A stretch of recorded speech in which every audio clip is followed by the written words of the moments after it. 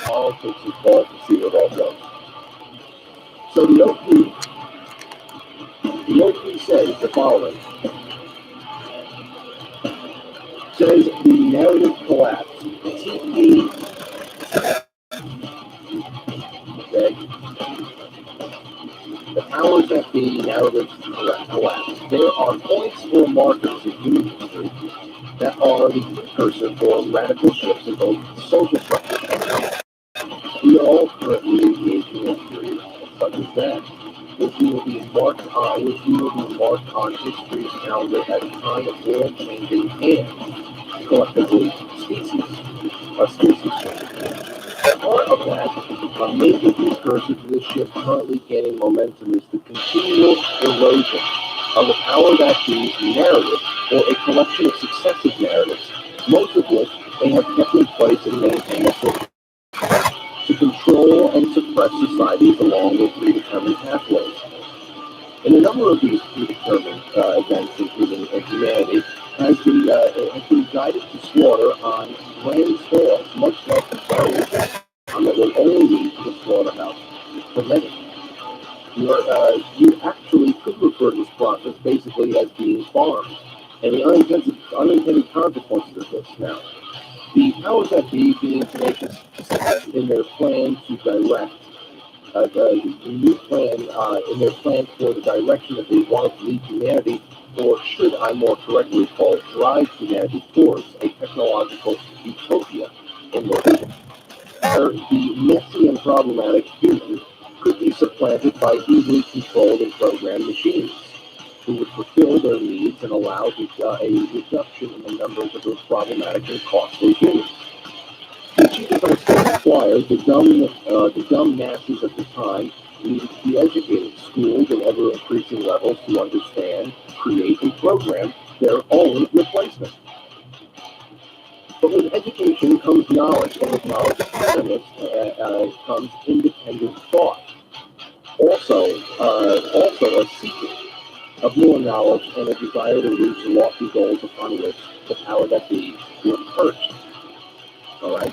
So pretty much it's why I believe Frederick Douglass even said an educated man is no enslaved, which run away after education.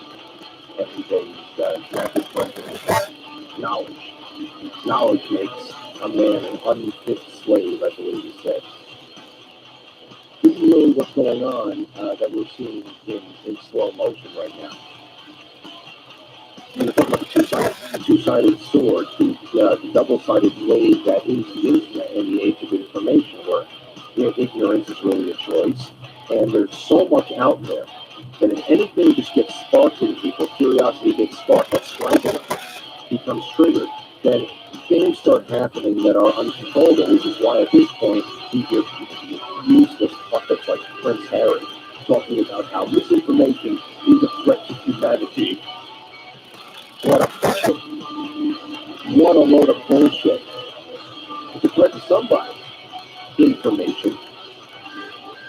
It's a threat to somebody. Information is. But either way, we have it. But it requires a dumb masses of time needed to be educated, schooled, in ever-increasing levels to understand, create, and program the replacement. But with the education comes knowledge, and with knowledge, awareness, and independent thought.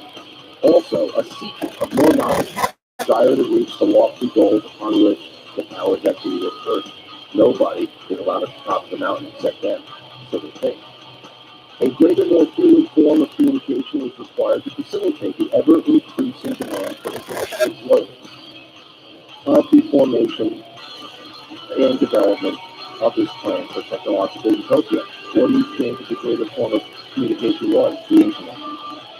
The internet was born out of necessity to facilitate the exchange of ideas and information grew, including the mass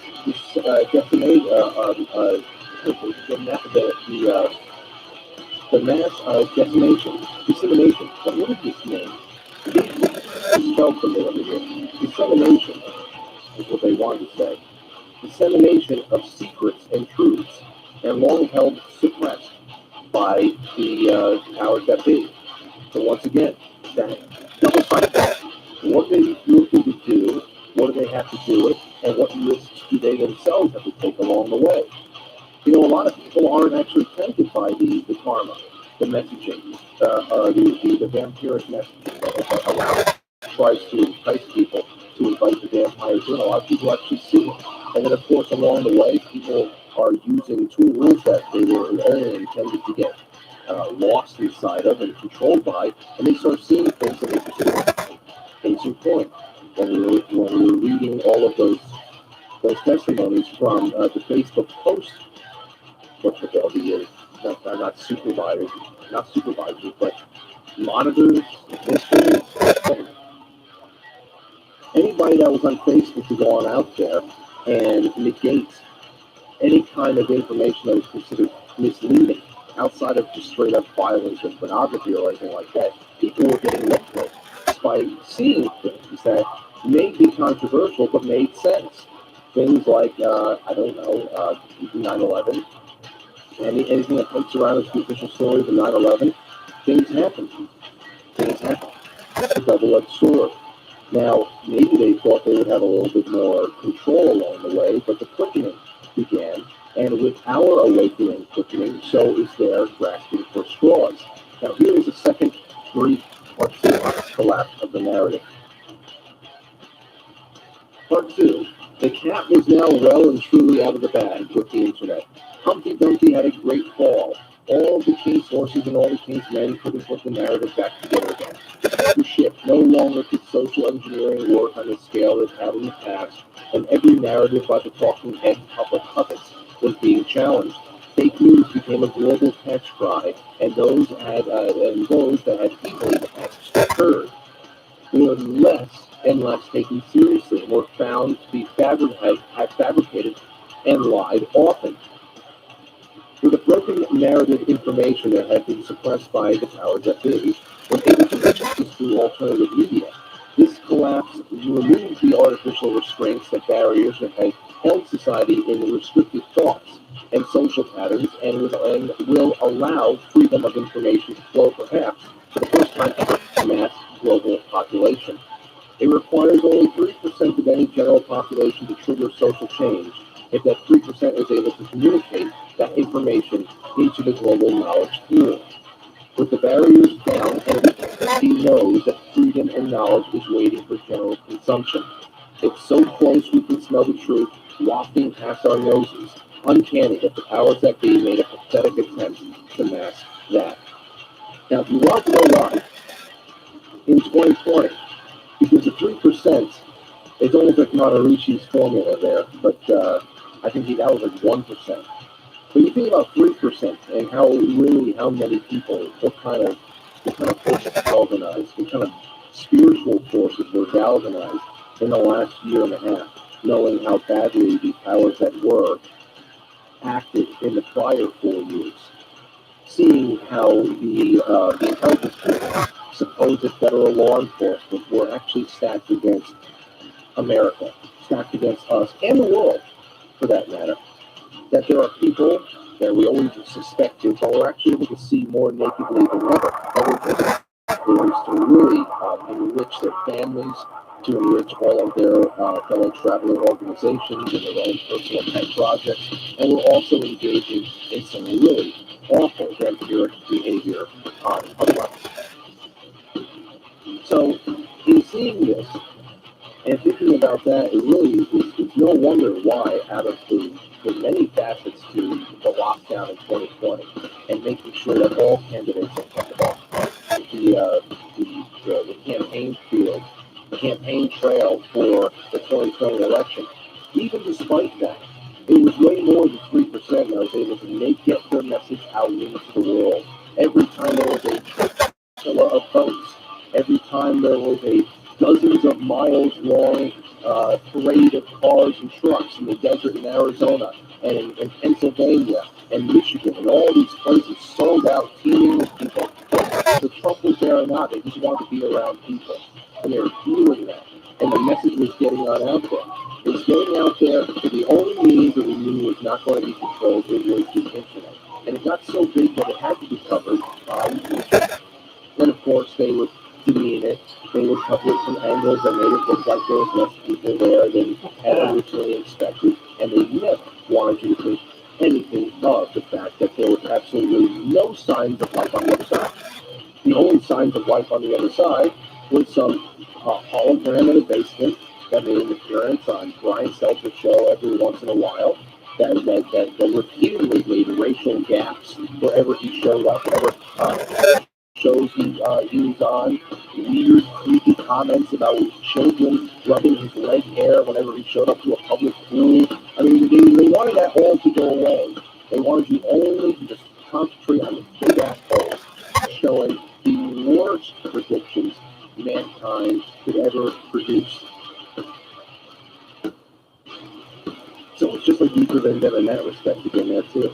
They don't want the message getting out. They don't want the Times Square Electron to be hijacked by anything else, which is why we're hearing Prince Harry.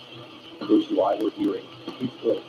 And all the people, the crying losers, the TikTok nurses, and everybody else that wants to keep the mask on, shut, and stay home until given further instructions. And I really believe the collapse of the narrative is just like the foregone conclusion. They know it too. They know it too. I mean, especially when you think about this country. I know that we talk about how some things are bad. I have felt very cathartic, a cleansing feeling about the whole thing, especially since the election up to this point. Now, there's a lot there that has been left untold. There are many states, though, that are starting to really clean up shop, and they're giving people a run for their money. They're making a lot of people nervous. Arizona, Michigan, no Pennsylvania. Pennsylvania is ruby red. Pennsylvania, do not take this roll over. You have well over 1 million man majority out there in Pennsylvania. Turn your state government upside fucking down. Same thing. Turn the state government upside fucking down. Georgia better get its ass together. Just do what you gotta do. And in the meantime, there's something else happening. The individual states that may have their shit together, places like Mississippi that are making that are conducting lawsuits and appealing to the Supreme Court about their abortion laws and one thing or another. They are all mandates. They're doing what they want. They're opening up. They're saying to hell with all of the ridiculous pseudoscience that is ridiculously flipped back around and used against us. And they're doing things in very uncontrollable ways. There is no way that they could have maintained what they were trying to push on us with the flying CDC director a couple of weeks ago. Because all the states out there who have all of the power in their hands to do what they want, they're doing what they want. And it's creating the disparity between all the psychotic blue states out there who have all these communist, Marxist, fellow travelers in office that are willing to try to lock people down and kill their spirits.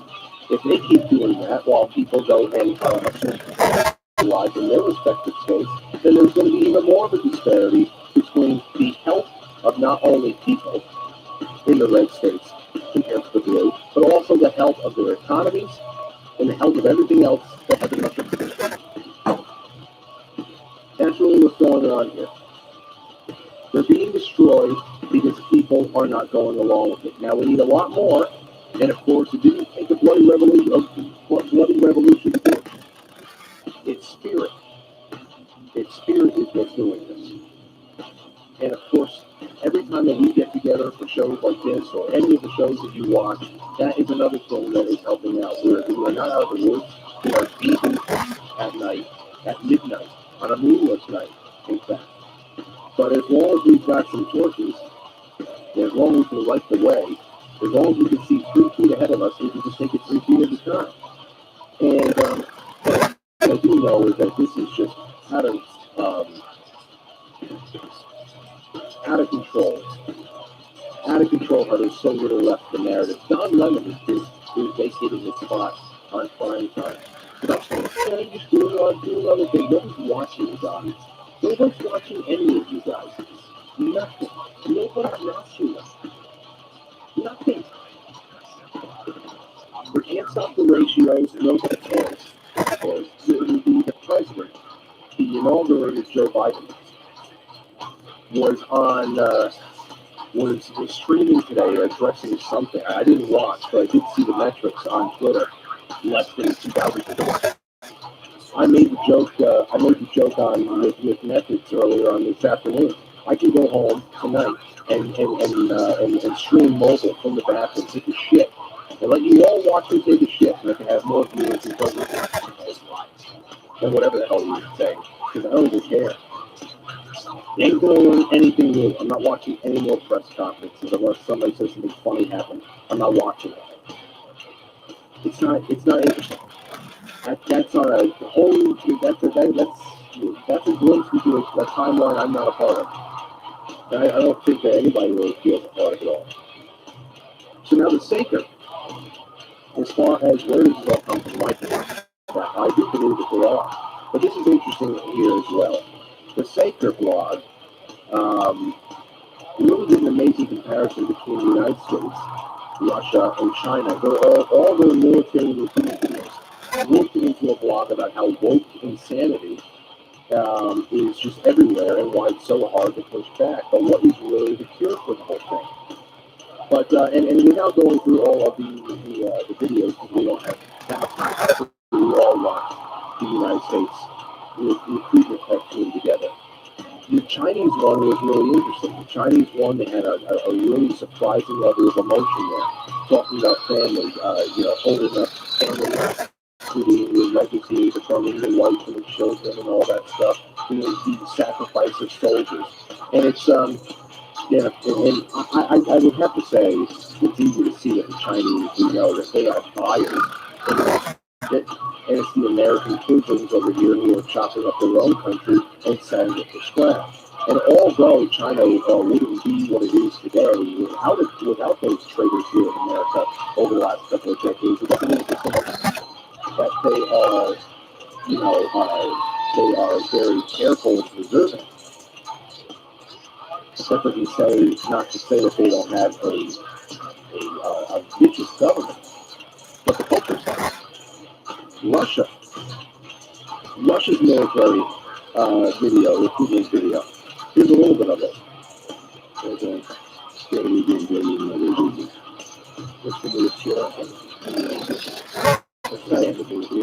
you don't need anything. You don't need to. It's a guy with his friends. It's a guy with his girlfriend. Shaving his head. He's getting out into the military.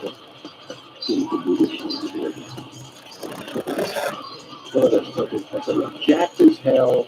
Russia exploding with testosterone, pride. And remember, the military is purely masculine in its nature. As it's born to sole purpose and kill enemies. Kill. I mean, that is what it's born from. That's what it is. So it's just exploding with testosterone. And then, of course, we have the United States. We have the U.S. Like sorority girl with two mommies, talking with this mousy social justice voice, who spends her childhood being encouraged to march for a litany of inarticulate Marxist causes. And the fact that, of course, it actually has to present it in cartoon form, just to be able to get some kind of a response, they hope, from current crop of American youth, says all you need to know about what's going on over here with our culture. Now, China and Russia, say what you will about them, they've got spirit. And we have prosthetics, at least on the surface level. I know this we've all talked about it, has a beating heart that is raw and proud, and it's in there somewhere under this glacier that has been put on top of us. You can feel it. You can see it time. And it was coming out during the Trump administration. It's becoming a little bit less afraid to be proud of who we are. And that is not some kind of a dog whistle for ethnic purity. So we're completely fake and we're completely sterilized as a culture. We've got prosthetics. Everybody else has spirit. That's why we have to reconnect with that.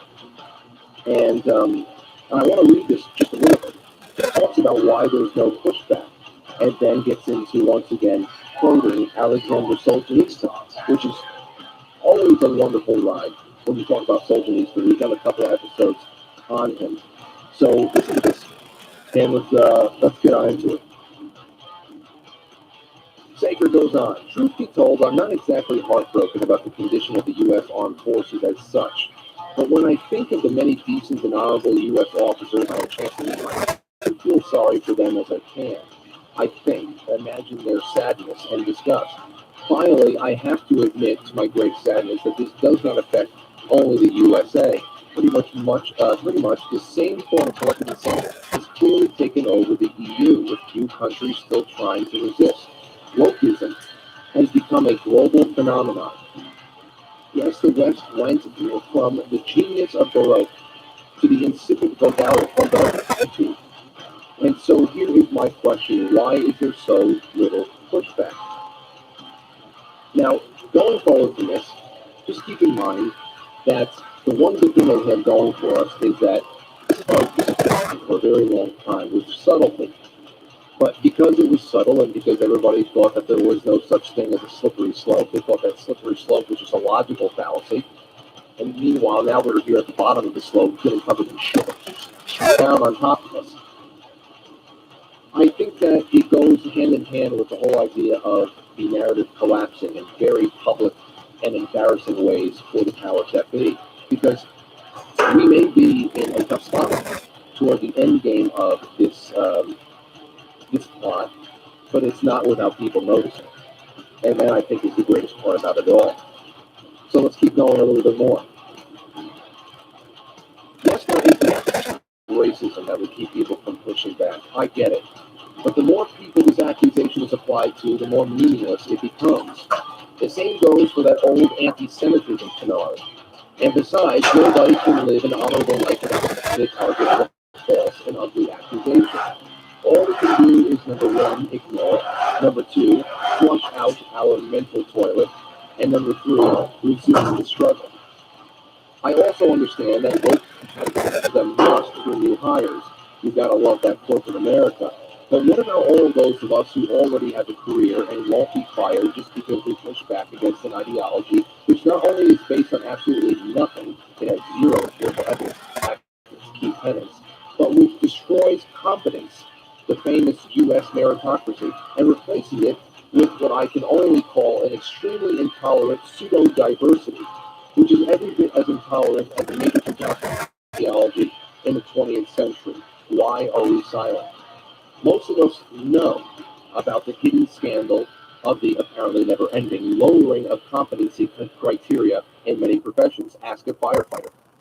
This is now even affecting airlines. I dread the day when a diverse crew of an airline will smash a plane into the ground because mathematics is racist. I'm sure the science will be friendly, but will they be safe? I wonder what it would take to finally get some serious reaction to this collective insanity. So what can we do?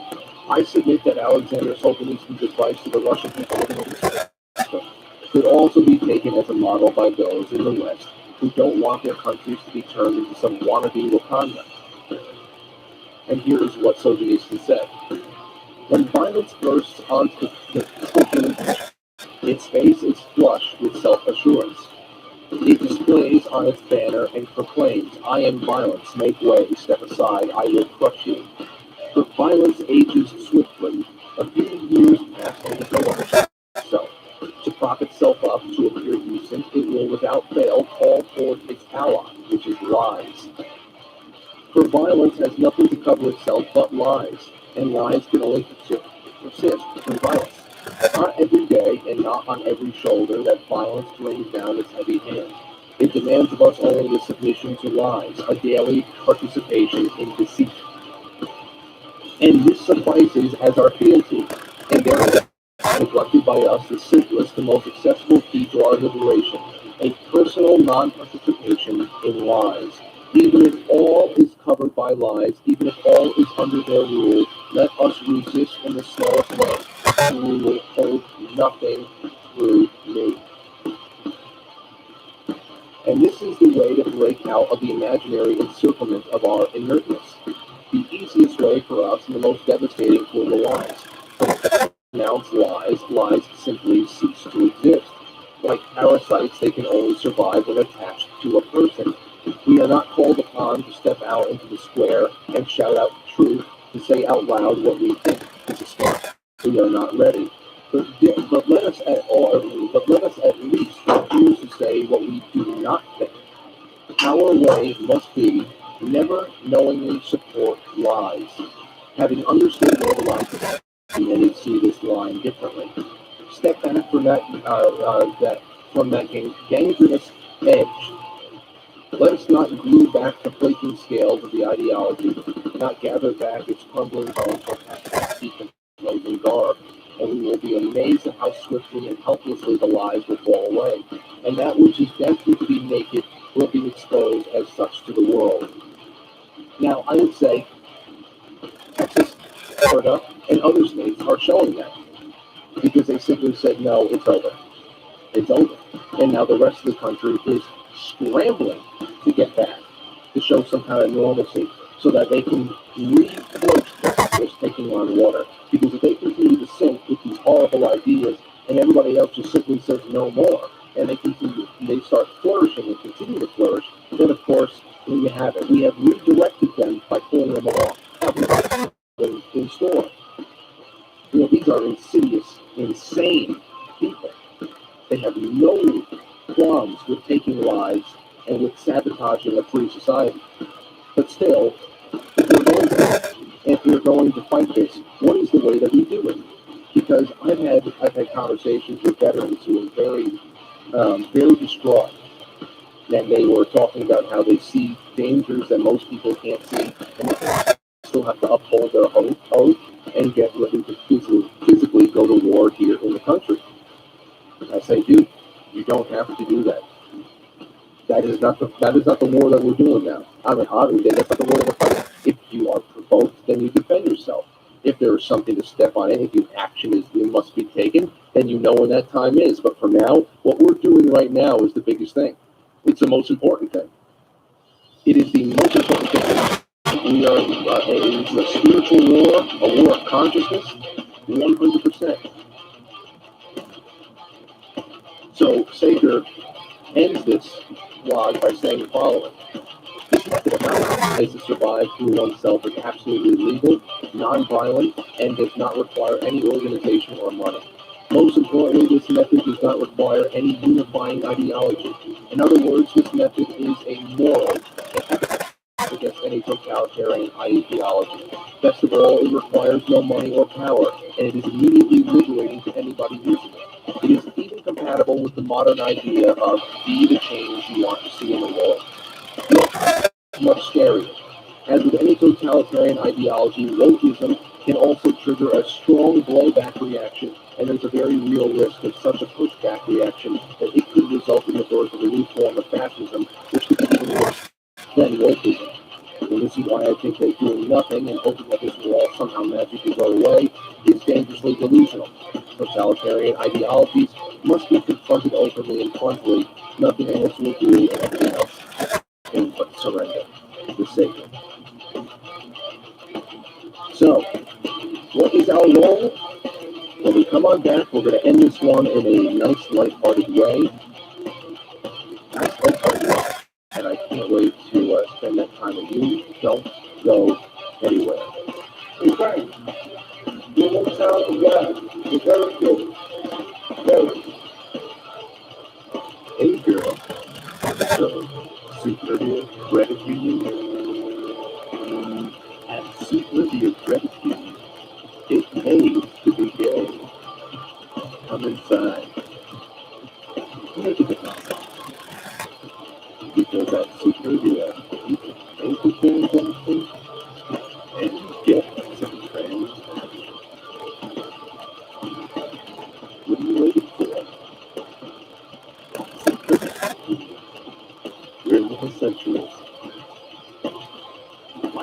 It's alive. Or download it, take it with you wherever you go. While you're driving, walking, working, or cooking $30 for all things on Quite Frankly TV. Like what you see, become a sponsor. Quite Frankly streams live weekdays or Central Eastern wherever you get your podcast. So, for everything, Quite Frankly.tv.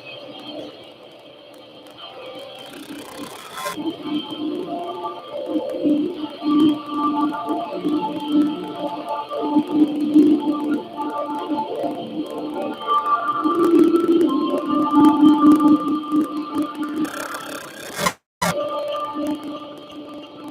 what is our role? Let me go to some super chats to make sure I get this all squared away. Let's see here. First one up is from Nasty Coos. Nasty Coos says, "Hey Frank, I've been drinking. You're a national treasure. Love you, man. No homo. It's okay, man. You can lay on the homo if you like. I'm over here and you're over there. Nothing nervous.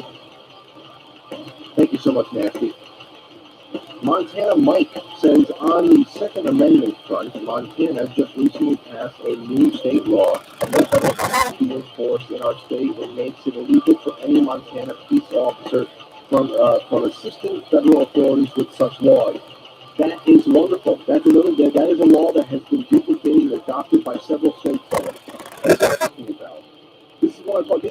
This is the beginning of the Great Divorce, and you don't have to fight the Civil War. The federal government is absolutely powerless in almost all areas that it's currently.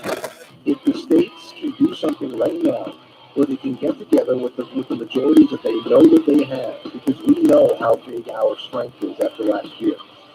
And in your states and in your localities, you go on out there. Stop watch shows like this. Go out and take what you learn from shows like this, and go out there and run for city council. Become a trustee. Run for mayor. Run for anything. Run for anything. If everybody can find a way, I said this on several shows today. Number one, I always think about Larry Sharpe. People loved when Larry Sharpe was on the Libertarian candidate for Governor. He came on the show several times. I had him reiterate each time. Tell everybody at home what your idea for fixing education in the state of New York was.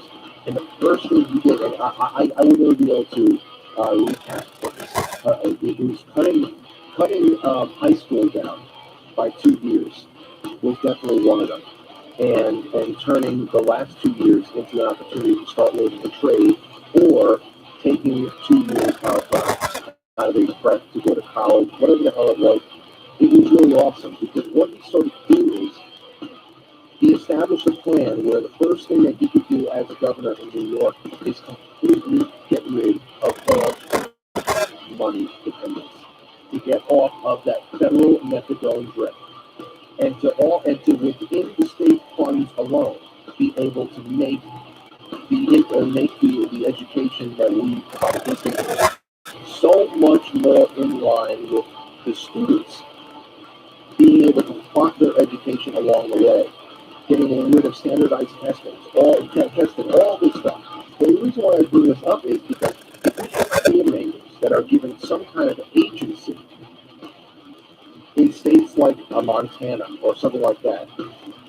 If we give idea makers, movers and shakers like Larry Sharpe a chance to pass legislatures like the ones they have in Montana or anywhere else where the conditions are favorable, you're talking about states that can get off of and refuse federal program money, and to out of federal programs that are completely unconstitutional, and also refuse to start sending money to the federal government that is unconstitutional. People can divorce themselves by saying, hey, we're going to be chipping in for the military and this and that, and thank you for defending our nation, federal government, but you have no right to talk about education to us. You have no right to talk to us about gender. You have no right to talk to us about health. You have no right to talk to us about anything. Anything. I'm telling you, it would be the most satisfying thing for that to happen. That would be the most satisfying thing. If all of a sudden you have the actresses like Alexandra Ocasio wondering where all her power went. It never existed, you dumb twat. It never existed. You're all role playing. And the only reason why you're able to pass these ridiculous spending bills is because people believe you have this power. You do not. No amendments to the Constitution that give you this power. None of it. So I applaud Montana, and I hope that states like Montana put all of their majorities together and get bold. You can do wonderful things. That's how you restore the republic. That's how you restore it. And do not send any of your rising stars. Don't send any of your statesmen. Keep all of your brightest, rising, thinking minds that go to work for state government in the state. And do not send them to that cesspool in the federal government. There's no reforming. There's no reforming that halfway house. It's a nut house. Jeff James says, Frank, this into the quite frankly network fund. Someday I hope to be contributing with content. Jesse James. Well, thank you for that wonderful contribution there, Jesse.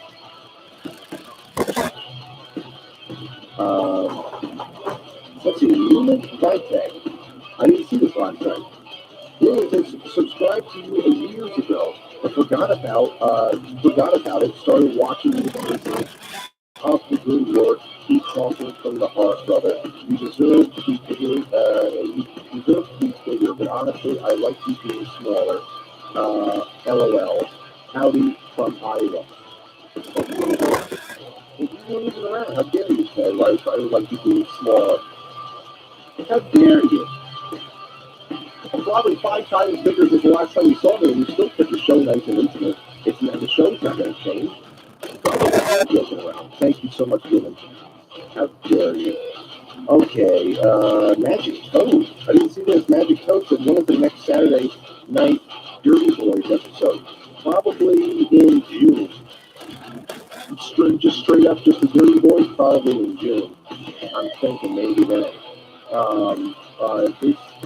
This month, I think that Rob and the horrible Mr. T will be coming on. Got to talk about that. But yeah, thank you all so much for those chats. Now let's get on into something. 7:51. This is how I want to end tonight. This is how I want to end. Thank you, Sophie. Sophie for a little something for the support, the excellent independent media, my friends. Thank you, Sophie, out there in Massachusetts. Thank you all. A little bit more on what we can do. Dancer Encore. This is from the last days of April, and I have been waiting to talk about it. The European anti-lockdown hymn from April 27, 2021. On Sunday, I woke up in Paris, singing and dancing to a song called Dancer Encore. That's House Liberty. My point was that it was a wonderful example showing how we can have a joyous rebellion against the neo-Puritanism of the mass and lockdown crowd. I've since learned that flash mob versions of the song, which began in France, have swept throughout Western Europe. My research has been a bit primitive because I know only English, but with help from Google Translate and the Huffington Post, I think I found out what is going on. It's high time that we copy the Europeans and break the totalitarians here in America by dancing in the streets. First, here's the original HK and the Saltimbanque video that started it all. It came out in December but blew up as a phenomenon. First in France and then in Western Europe, beginning in March. I'm going to play this. I'm going to read through some of the...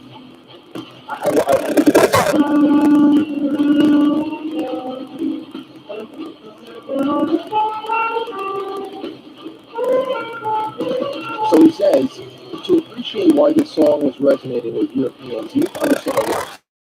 The essence of which is that life and liberty require dancing and joy, no matter what the king says. So just listen to this a little bit.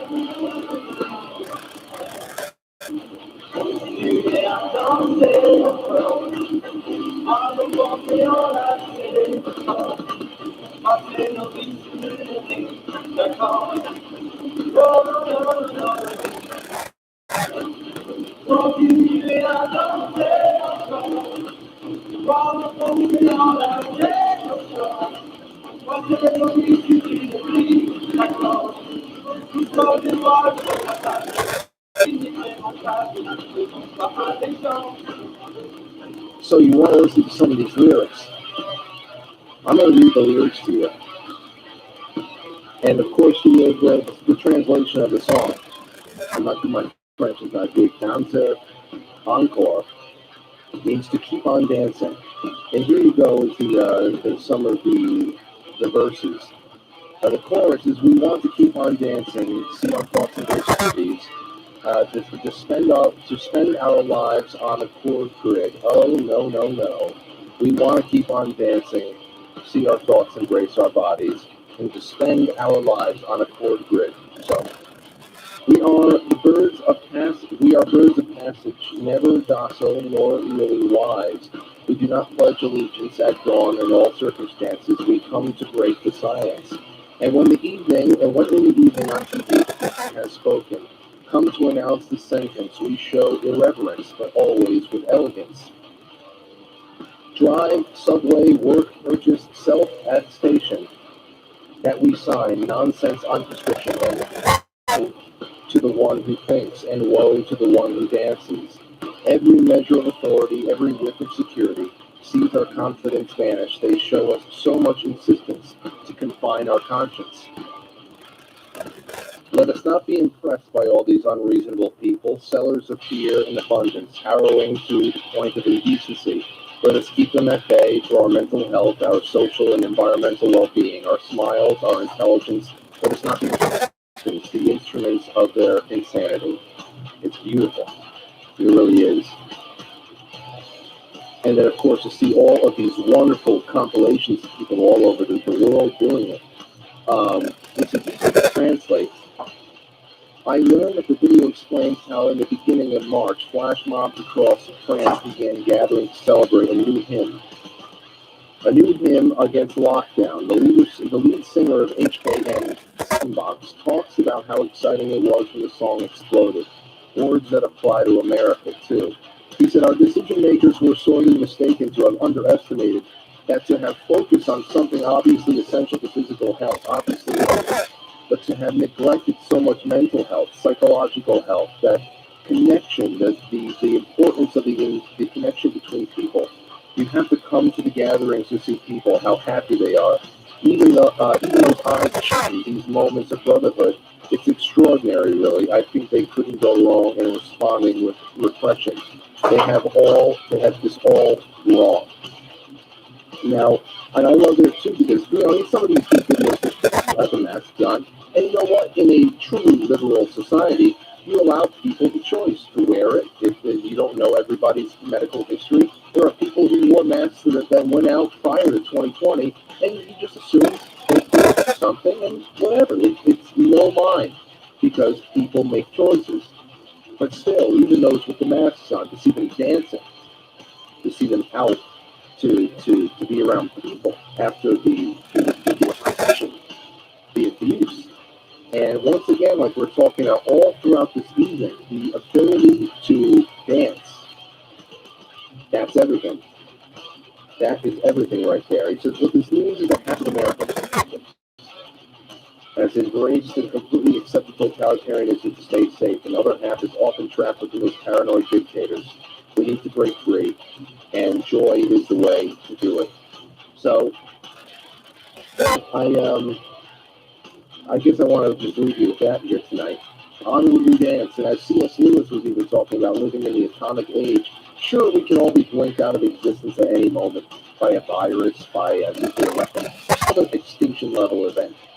Everybody's always talking about ELEs that are coming our way, natural or unnatural, but no matter the case, the best thing that we can do, and what I would suggest that we have a duty to do, is to be living our best lives because it's really just what else is there? If it's not our best lives, and this is not our best lives, what's going on around us definitely doesn't make sense. This is abusive. It's the opposite of compassion. It's the opposite of all types of health. And the fear and the anger is certainly not the way that one keeps the human soul intact, that's for sure. And isn't this the ultimate battle that we're fighting? To maintain the integrity of the soul, that free spirit, and to taint it with so much darkness. So that's why I said the more comfortable that we become living our best lives, angry and marginalized, the masked hypochondriacs become, and the more clownish the crying losers on TVC and the cringy Hollywood actor scenes and all the TikTok that. So it's just something to think about this tomorrow night. I really appreciate you all, and I'm looking forward to the time that we have together at 7 p.m. Wednesday night. Don't go anywhere until then. Don't even leave the house, and definitely don't put your pants on. And thank you to everybody that had me on their show today. Thank you to Gorilla. Thank you to Methods today with them, with Adel and Brendan, and tomorrow's a new day. So, good night, everybody. Take care.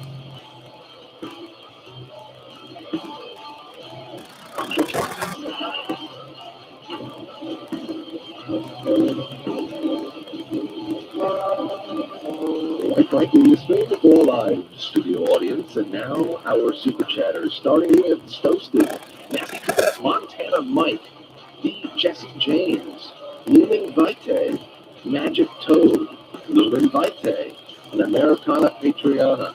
If I missed you tonight in some way, I will see you tomorrow. Don't worry about it. It is never past. See you soon, ladies and gentlemen. Stay happy.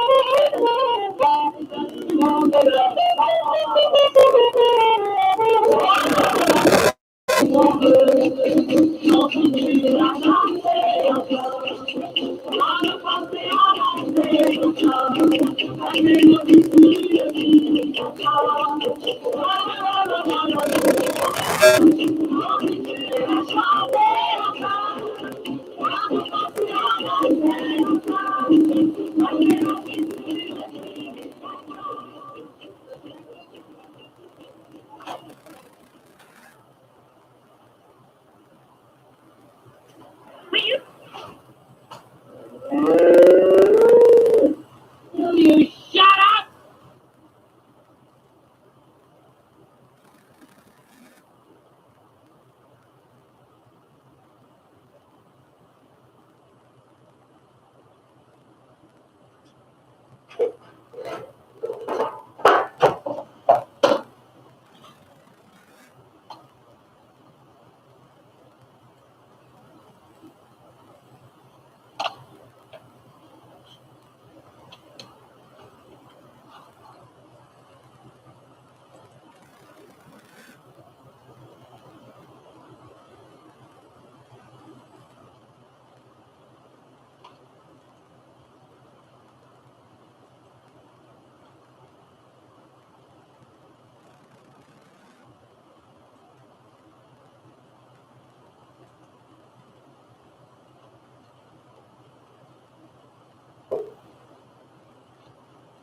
Good morning, guys.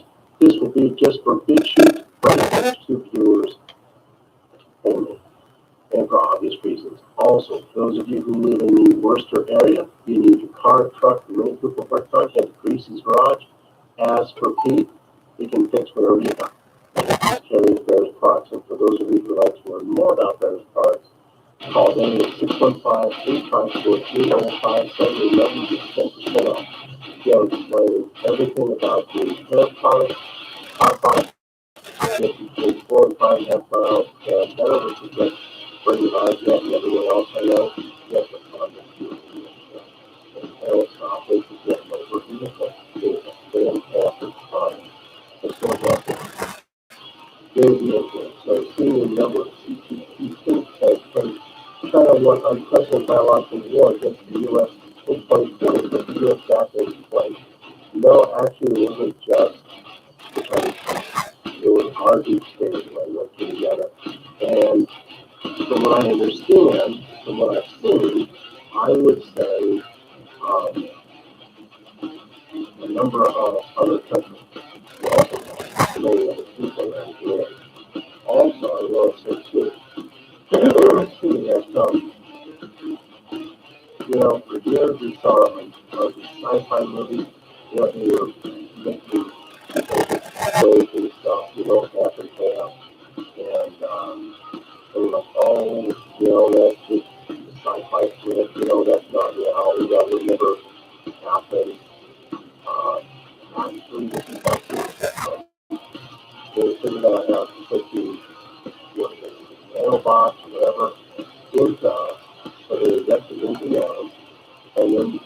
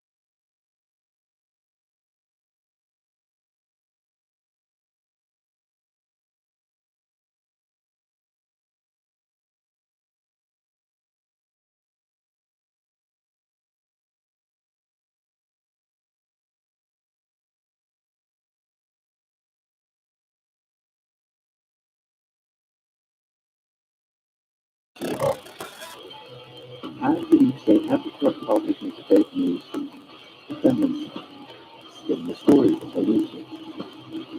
But remember, more and more truth and more facts will be, and that's not the against that. And this will continue. Every time more of this comes out, the more change is real.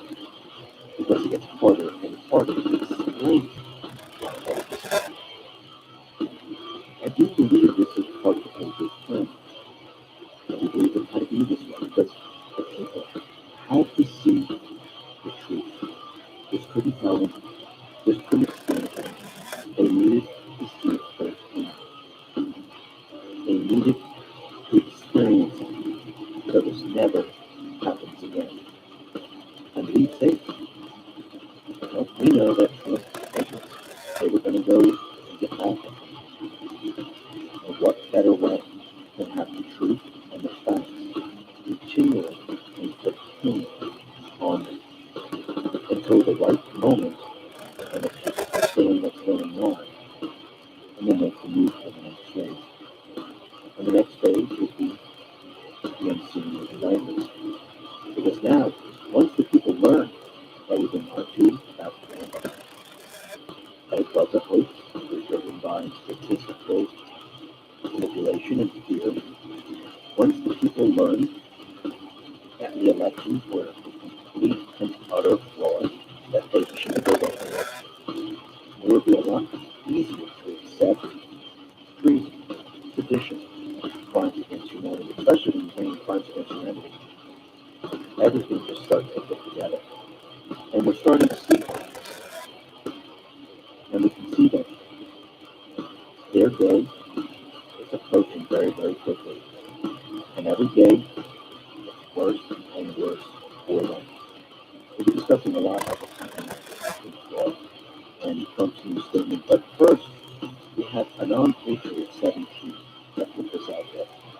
Ellen Show canceled, Bill Mayer, COVID canceling, Don Lemon, Chrissy Teigen, cookware, cold. Chelsea Miller warns of facts. Eric Clapton warns of facts. CDC, no more masks. Biden, mask or vax. Listening. Whitmer, no more masks for all. He's under investigation. World Economic Forum canceled. New York Times Steele dossier was a lie. Fauci, actually, the walls are closing in on him. He lied to Congress about masks and Rand Paul was asking questions. We'll be getting into that a little bit later. Wisconsin and Georgia audits, add Michigan and the rest, and it's only Tuesday. And how do we know that people are waking up? So look what's happening with the NFL, the NBA, and the rest. Now, what's very interesting is that people are pushing back against these companies. We also have consumer research. Consumer research launched a major campaign targeting corporations that it accuses of putting politics ahead of customers. So they put together 3 different videos. They put one together for airlines, they put one together for the NFL, they put one together for Nike, and they're putting together a lot more to show how these companies should stop worrying about price and worry about their customers, their products. And it puts each one on the spot. What does this tell you? It tells you that people are waking up, people are pushing back, and the companies now are feeling it. The companies, they are going to feel the heat from we the people. They're going to feel the pain. 1% minority, or they can go with the 99% that funds their companies. They have a decision to make. Which way do you think they're going to go? Who do you think is going to be stepping up? Who do you think will be fired? Because once they see revenue dropping like we're seeing right now, oh, the shareholders will make the decisions for them. Now, it's very interesting that individual, Joel Greenberg, we know that he made a plea deal. Now, of course, the fake news is out there saying, well, he just made a plea deal and he's going to be flatting on that case. Well, this is the same. No, no. Because when you start to look at all of this and you look at the plea deal and you see what's really going on, you realize there's nothing. Did you know the guy behind Matt Bruce allegations could be making false allegations about sex with a minor about another of his political opponents? The media doesn't seem to want to report this part of the case, which is available for anyone who wants to read it. Now look at this. Greenberg, a Florida tax collector in Seminole County, pleaded guilty to case for a series of crimes, but the media is reporting on his plea record for a firebrand Republican crime in that case. But there's something else we need to know. And the media doesn't seem to want to let everyone know about that. Greenberg is the only person that represented the case. However, it's been 2 months now. No one has come forward. There's nothing. But take a look at how the court before in Greenberg's deal. What's the part of the allegations being made? And it seems that 2024, which Greenberg has pleaded guilty to, establishes that Greenberg is a malicious and habitual liar who uses Republican criminal allegations about his political adversary. So when you read this, basically he's saying a person is coming and they're trying to use him. Well, if you want to go ahead and read the whole thing, you can summarize it. Greenberg is pleaded guilty to falsely accusing an innocent man of having sex with a minor. Now he's doing the same with Representative Gates. One of the most concerning parts of Greenberg's plea is that it promises leniency if he provides information that leads to the arrest of another individual. So here we are once again. I use the Department of Justice to prosecute there. They're doing the same exact thing. And it's going to blow up in my head. Now, we know that May 17th, that was Judgment Day. Biden and Harris getting and they're actually taking this one as a thing. We have to remember it's that 8% are based on history. We don't really care about those things. We want to know about the foundation, the other taxes, the other money laundering. But they're trying to use this against Trump. Now, do you think Trump went ahead and took his taxes from the corrupt politician from the fake news just because he's trying to hide something? Or I think he's going to use this later on. Well, we know that he's going to use this later on, right? This is what I suppose this is really great. Remember what it says. It says, imagine that what's happened to Biden law. U.S. Senator President Letter, was by U.S. law audited every 92 years by an independent agency. Imagine what would happen if those audits extended to all family members of such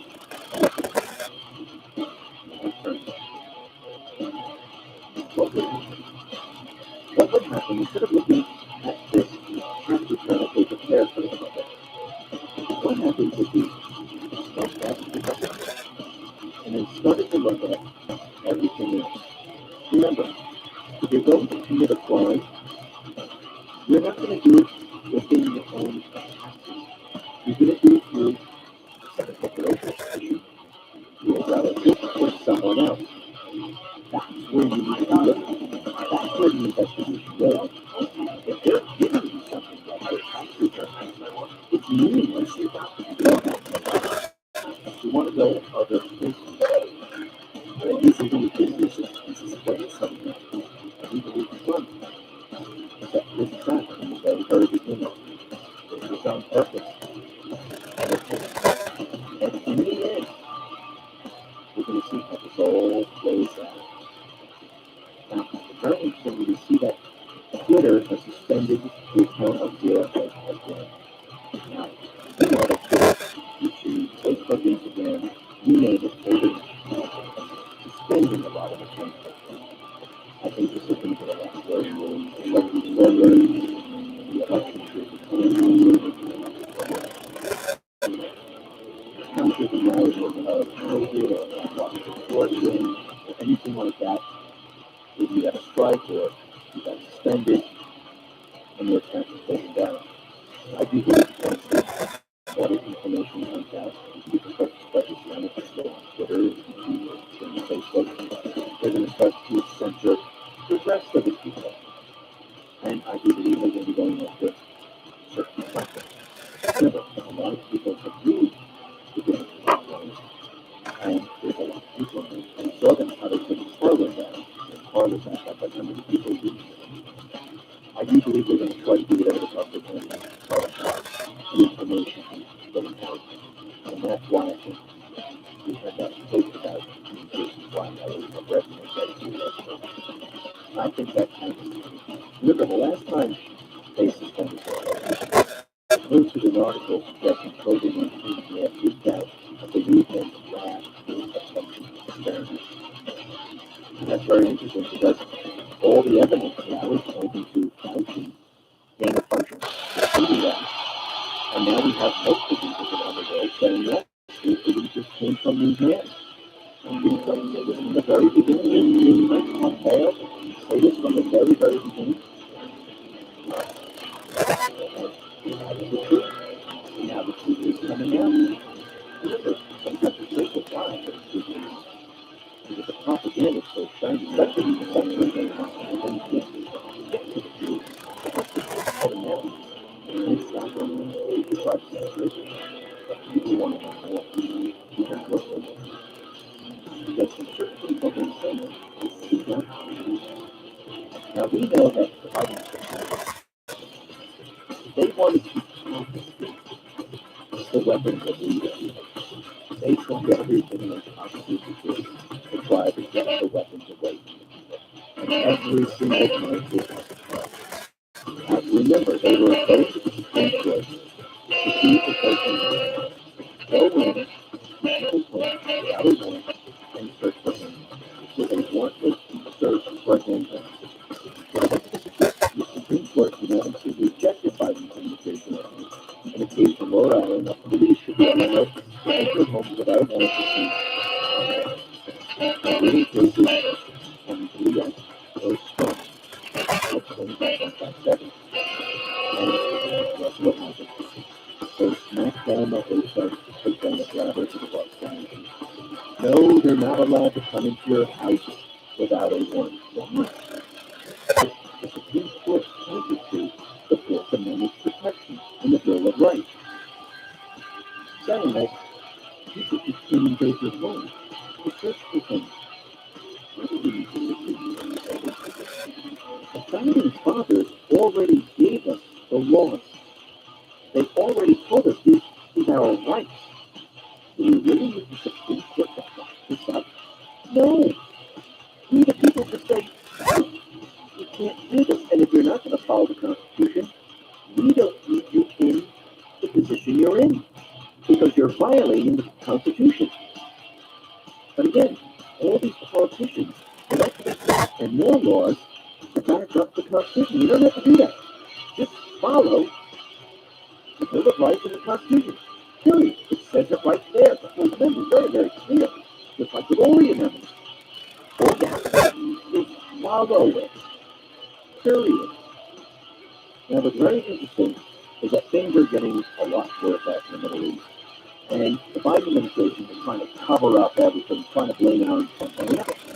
240 days ago, Trump made a peace deal with Israel and many other Muslim nations. And it was broadcast all over the world, showing that there is going to be peace in the Middle East. And now we have the South trying to blame all of this on Trump saying he really didn't do anything. Well, yeah, he did. Actually, what Biden did was listen, if we allow the terrorist group to move forward with their principles to remove the sanctions on them, and if we see that Iran now, they feel empowered because they control Biden, after the puppet masters control Biden. The puppet masters want the terrorists because their armies they want them to move forward with defense, just like going back to Syria. The Islamic State was the deep state army. But Obama, he was controlling where the army went, the bombs. It allowed the deep state army to expand in Syria. It was done on purpose. Now we have Hamas, where all of a sudden they're firing all into Israel continuously. And now Hamas says, we need a ceasefire. You really think it's a ceasefire? You think all of a sudden, after they've been firing all these missiles, they just want a ceasefire? No, they want a ceasefire. We saw this in Ukraine also. To rearm. They need time to retrench. And once they do, and once they receive everything they need, they're going to start up again. I really don't want a ceasefire. This is fake, phony, and false once again. Now, with the pandemic and all these governors that pushed sick people into the nursing homes and killed many, many people, their world is crashing down. Well, let's start off with Gretchen Whitmer, Michigan, because now, with her taking an airplane down to Florida, with her pushing people into nursing homes, was on her. Because the Federal Aviation Administration, they're launching an investigation after determining that the company used to fly Governor Whitmer from Michigan to Florida during spring break was not authorized to operate charter flights. So this is coming out of the Detroit News. The FAA says the company hired to fly Whitmer to Florida didn't have the proper certification to charter flights. This is a violation of the FAA rules by Air Eagle LLC, the Detroit company that owns the plane Whitmer flew on to visit her father in March, adds a new level of controversy to concern about the flight. Every time there's a question, and these individuals have to respond to the question and they try to cover it up, it just gets worse and worse and worse. And now the Michigan Senate issued a subpoena which requires that all documents related to the nursing homes during the pandemic must be handed over. So now we have Cuomo, we have Whitmer, we have the other governor. Well, they're going to take the fall also because if one falls, they all fall. Now Cuomo, he got $5.1 million for a COVID book, despite killing many people. What's interesting about this, as of Monday, he only sold around 48,000 print copies in the U.S. But he got $5.12 million according to his principles, which means that each book is about $107 per copy. Remember, the retail price is $29.99. But now, since all this information is coming out about sexual harassment, he's having a very difficult time selling his book. If you go on to like Amazon or eBay, it seems that people are paying like $1.99 for it. But why did you get? Oh, remember the tree code? This is how they pay these people off. Now, what's very interesting is that Rudy Giuliani's son, Andrew, he announced a 2022 bid to California as New York governor. And he's saying he's going up against him. I wouldn't be surprised if he wins. And yesterday we talked about how the CDC came out and said, yeah, only 6% deaths were specifically from COVID. You know, Q, get that out there. Trump tweeted her tweets, and then now Q's Twitter account is taken down. But because of this information, we're starting to get the bigger picture. And Vitametric explains it in a nice, easy way. So this way you can explain to everyone. So remember last summer when the CDC finally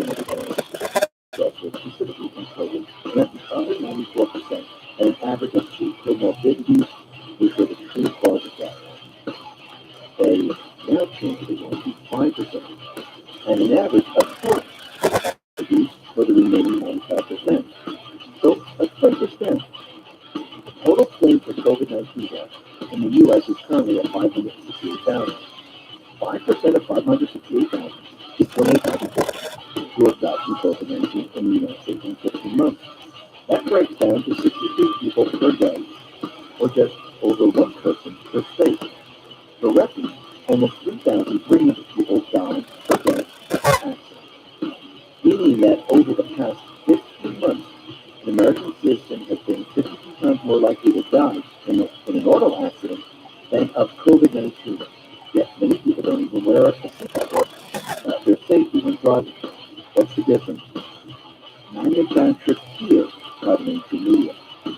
That would be the same as mainstream media who is complicit in the 28,400 deaths that COVID has caused. They lied to the American people and demonized hydroxychloroquine, which has close to 99% success rate in fighting COVID, and administered correctly and on time. This is also the same mainstream media who covered Cuomo, Newsom, and other governors who are responsible for the murder of thousands of sick nursing home patients that were illegally grouped together in order to inflate their death count. They will stop at nothing to keep this line going, as they've shown time since the beginning.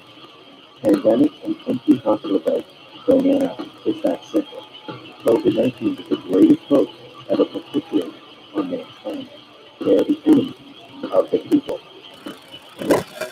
Once this information starts to roll out like it is right now, their entire hope is going to expose to the American people. The truth will be brought out into the light. The people will see this truth, and each time more and more of this truth comes out, the deep state players, the fake news, the politicians, well, they feel the pain. The pain is being inflicted on the people. Now, Fauci, he was heading all of this up. And we know that his organization was funding this gain of function to move man. It was banned here in the United States. And now the walls are closing in on him. Plus, he lied to Congress. Remember when Rand Paul was questioning him about the masks he was wearing? Why are you wearing these masks? If you're vaccinated, what would be the purpose of the mask? Is this just for show? Is this political? And Fauci said no. No, I'm wearing it. You need to wear it. And he went into this other explanation. But now it turns out that he admits that he's wearing masks indoors despite being vaccinated because they are imagery things. He didn't want to give people the wrong impression. Wait a minute. Didn't he give the people the wrong impression? Because if you're vaccinated, you can't get COVID. Wearing a mask and scaring people, you're giving misinformation. You're pushing fear. You're telling people lies. And he lied to Congress. I mean, there's a precedent. Well, I think there will be.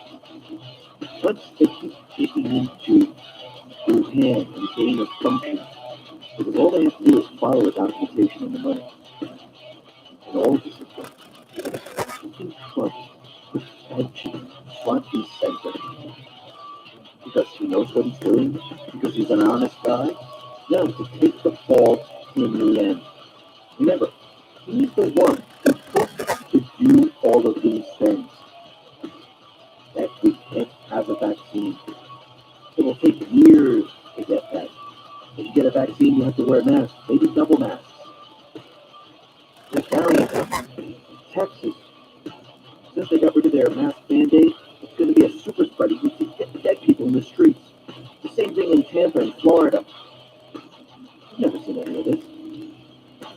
It's been all right. It's very good. And the biggest one is that he knew that hydroxychloroquine was good. That we never had to go through anything. The answer is nothing. And he will take the fall, and people will know the truth. But very interesting in that case, he pretty much sums it up about everything that's been going on.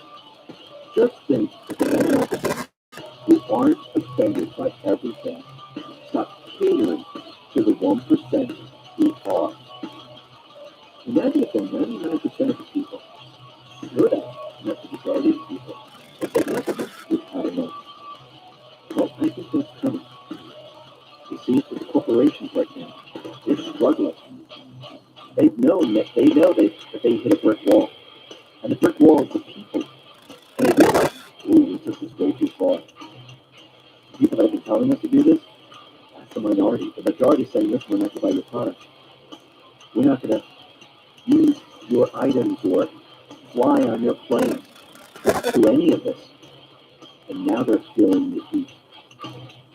And you can see that the other places they're feeling the heat and the pain is this whole thing with January 6th, because now we're starting to see videos that are coming out showing that the policemen, they had a deal with the people, and it wasn't an insurrection.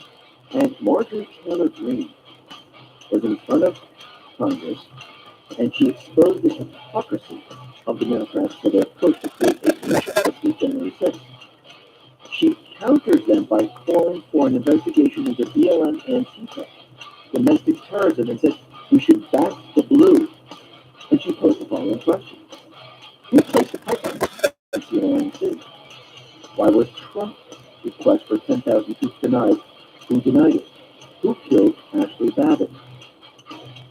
Why did we allow BLM and Antifa to start businesses across the country? Why did we allow them to riot? Why did we allow them to hurt police? Why did we allow them to kill people? Why are we allowing that? And why aren't we looking at them? Because they did a lot more damage than anything that happened on January 6th. Actually, now, once all the information starts coming out, everyone's going to start to realize that you don't say, you can come in and say, what? As long as you're peaceful, just walk around. And that's what the people did. Who was smashing windows? Antifa, BLM. Who got the people to come inside? Antifa, BLM. It was a full flag operation. Now, we're starting to see a lot happen with the audits in all different areas. The Wyndham audit team will look at New Hampshire U.S. Senate race this week. Local GOP candidates consistently shorted votes. And it only happened on the Republican side. Isn't that interesting? So Dr. Strang believes that the state has a huge problem on its hands from the winning machine cannot be replicated. Only the hand recounts are reliable, and the machines are shorting Republicans in Wyndham at a consistent rate, while Democrats' results are barely impacted by the machines. Yeah, these machines, it's crazy. And something very strange happened in Wyndham. In New Hampshire, the ballot audit forensic finds CCTV cameras of ballot carrying machines in an audit room mysteriously disabled 90 minutes. Why is that? Why did that go down? That's very strange. Did something happen? Were they trying to hide something? Very interesting. And this is in Pennsylvania. That voting machines in Pennsylvania only rejected Republican ballots in the primary election. I'm not kidding. So we're seeing it in Wyndham. We're seeing it in Pennsylvania. Starting to see a pattern here. And it's becoming more and more obvious as time goes on.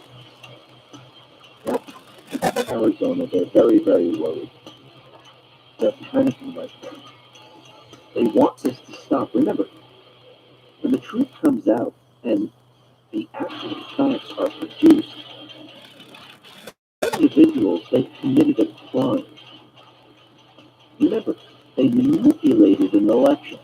Why do you think they're sweating? Why do you think they're pushing so hard? But every time they do, it gets worse and worse. Actually, you have Katie Hunt. She hired this individual who is supposed to be an expert, an independent, to go into the audit. And CNN put out a pathetic critique trying to discredit the Arizona audit and the Cyber Ninjas auditing team. The so-called expert that they interviewed for the piece, Brian Acius, was hired by Secretary of State Katie Hobbs, whose job it is to stall, eventually shut down the process. CNN labels Ryan as an independent. Now, CNN, they bring on Maricopa County Sheriff Paul Pinzon and present him as if he is a nonpartisan law enforcement officer after he was funded in campaign by George Soros. Everything they're doing to cover up, everything they're trying to do to shut everything down is going to come back to haunt them. Now, Arizona Republican Chairman Dr. Tony Bush did a special report last night after the sham Maricopa County Board of Supervisors meeting. The Maricopa supervisors announced yesterday they decided they will ignore the legislative inquiries and subpoenas and not show up on Tuesday. So Chairman Jack Seller said that he and the rest of them are going to ignore legislative inquiries and subpoenas. In other words, they will all be willingly and willfully in contempt of the Arizona Senate authority. And once again, praying medic, he explains this. Technically, Karen Span could have the sergeant at arms arrest the Board of Supervisors for noncompliance with legislative subpoena. Well, that might make some people feel very good. The effective approach to prosecution. Span explained 2 weeks ago that her role is to gather information. If evidence of fraud or other criminal activity is found, she will turn the evidence over to Arizona Attorney General Mark Congo. Then investigate and prosecute as the law requires. Remember, right now we're in the information phase. They need to gather as much information as possible. Yes, let them feel the heat, let them feel the pain. That's so ISIS want to get people arrested. But it's going to serve no purpose at this point. Because when the information and the facts come out and it shows that they're guilty, this goes way far and beyond this case. This shows that they criminally manipulated the elections. Now, were they doing this for a foreign entity? Could be. Remember, it's infiltration plan. Now, the Maricopa Board of Supervisors and Maricopa Sourceback Sheriff, they're begging Arizona Senate to end their audit for the sake of the country. No, it's not for the sake of the country. It's for themselves. They're trying to save themselves from that right now. Because the country wants to know if our voice has been taken away. Are we actually electing our leader, or is someone else electing the leader? Well, after the espresso, where the Maricopa County Board of Supervisors attempted to discredit the current audit going on, the MCBOS leaked a 14-page report that they allegedly sent to the Arizona Senate. However, from the head of the Senate, Karen Fann, said it was never delivered to the Senate. So they're up to their old tricks again. They're leaking it to the press. They didn't give it to the Senate, and that's right now. That's what this is all about. Now, from We the Media, they went back in time and said, listen, here we are during the election in Maricopa County, and there were 2 Maricopa rallies, and the 96-mile Trump train that circled Phoenix just before they voted Democrat for the first time since 1948.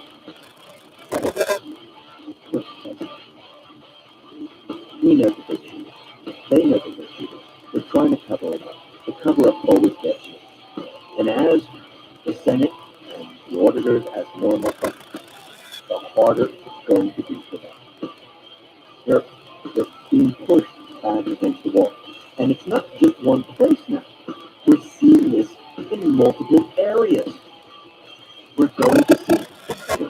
We're going to see their system and how they use their system to cheat of this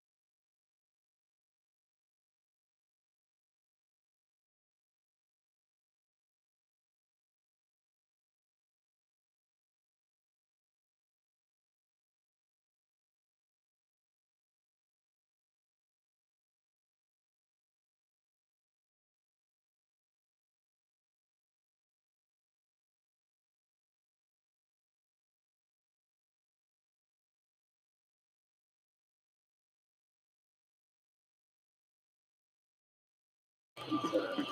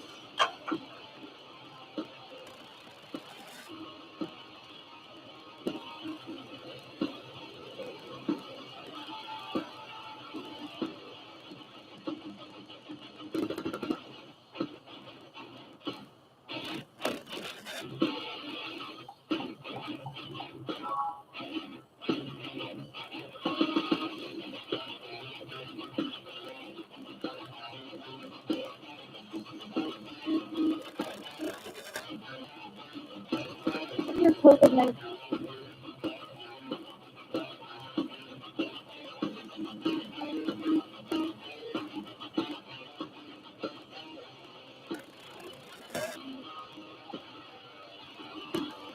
Vaccine. You're going to want to listen to this. Stop harassing my pages, anyone dude. who has received a COVID-19 vaccine cannot donate convalescent plasma to help other COVID-19 hospitals. That plasma is made up of antibodies from people who have recovered from the virus, but the vaccine wipes out those antibodies, making the convalescent plasma ineffective in treating other COVID-19 patients.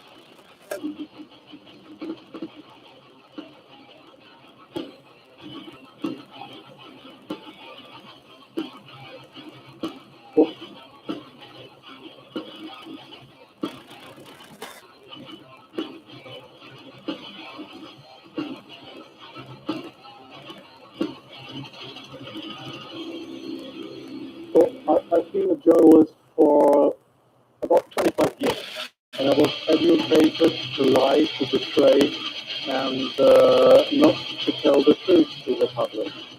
But seeing right now, within the last month, how far, how the German and American media try to bring war to the people in Europe, to bring war to Russia. This is a point of no return, and I'm going to stand up. It is not right what I have done in the past, to manipulate people, to make propaganda against Russia. And it is not right what my colleagues do in the past, because they are bright to betray the people, not only in Germany, all over Europe. The reason writing this book was that I'm very fearful of the future, and I don't like to have this situation again, because war is never coming from itself. There is always people behind it to push for war. And this is not only politicians, too.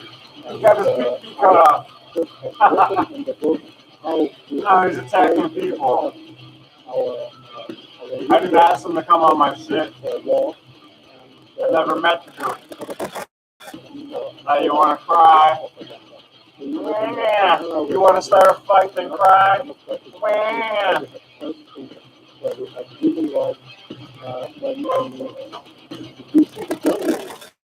My colleagues the day-by-day fight against the Russians, who are a transatlantic organization, and we are supported by the United States to do so. So, people like me, I became an honorary citizen of the state of Oklahoma in the United States. Just why? It's just because I write pro-American. I wrote pro-American. I was supported by intelligence agencies, by the CIA. Why? Because I should be pro-American. I was fed up with it. I don't want to do it anymore. And so I just written a book, not to earn money, no, it was popular for me, just to give the people in this country, Germany, Europe, all over the world, just to give them a glimpse of a view what goes on behind the curtain. Many examples for that. We go get back to history. If you go into the year 1988, if you go to your archives, you will find in March 1988 that there was in Iraq, in Iraq, Kurdish people have been gassed with poison gas. That is known all over the world. But in July 1988, in a town called Zubaydah, that is on the Iraqi-Iranian border, there was war. It was war between the Iranians and the Iraqis, and I was sent there to photograph of has been gassed with poison gas, with German poison gas. We call it LOX, and sorry, it's not substance, made by Germany that have been gassed. And I was there to make photographs of people have been killed by poison gas from Germany. When I came back to Germany, there was just one small photo in a newspaper, in the Frankfurter Allgemeine, there was one small article, not writing how impressive, brutally, how unusual, how terrible it was to kill half, to take after the end of the Second World War people with German. So this was a situation I feel misused for having been there just to give a documentary what has been done, but not being allowed prior to the world what we have done behind closed doors. Up to date, it's not well known in the public, that the German public, that there have been hundreds of thousands of people just in this what have I done for intelligence agencies? So we see most of the journalists you see in foreign countries, they claim to be journalists. And they might be journalists, European journalists, but uh, not many of them, like me in the past, have so-called non-official cover. That's what the Americans call that. I have been a non-official cover. Non-official cover means what? It means you do work for an intelligence agency. You help them if they want you to help them, but they will never, when you when you're lost, or when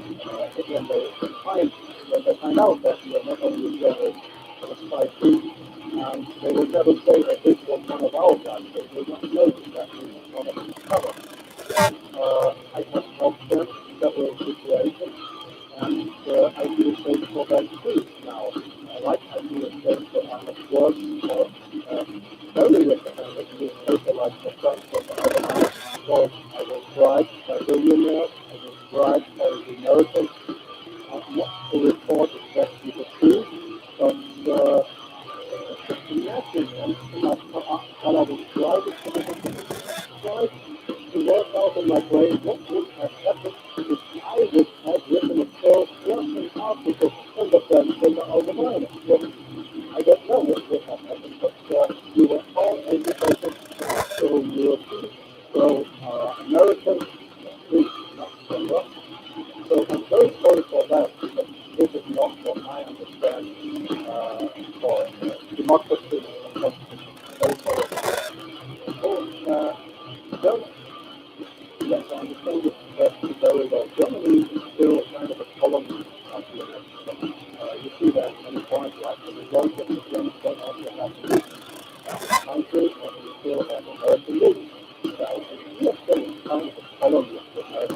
And being a columnist, it's very easy to approach young journalists through very transatlantic organizations.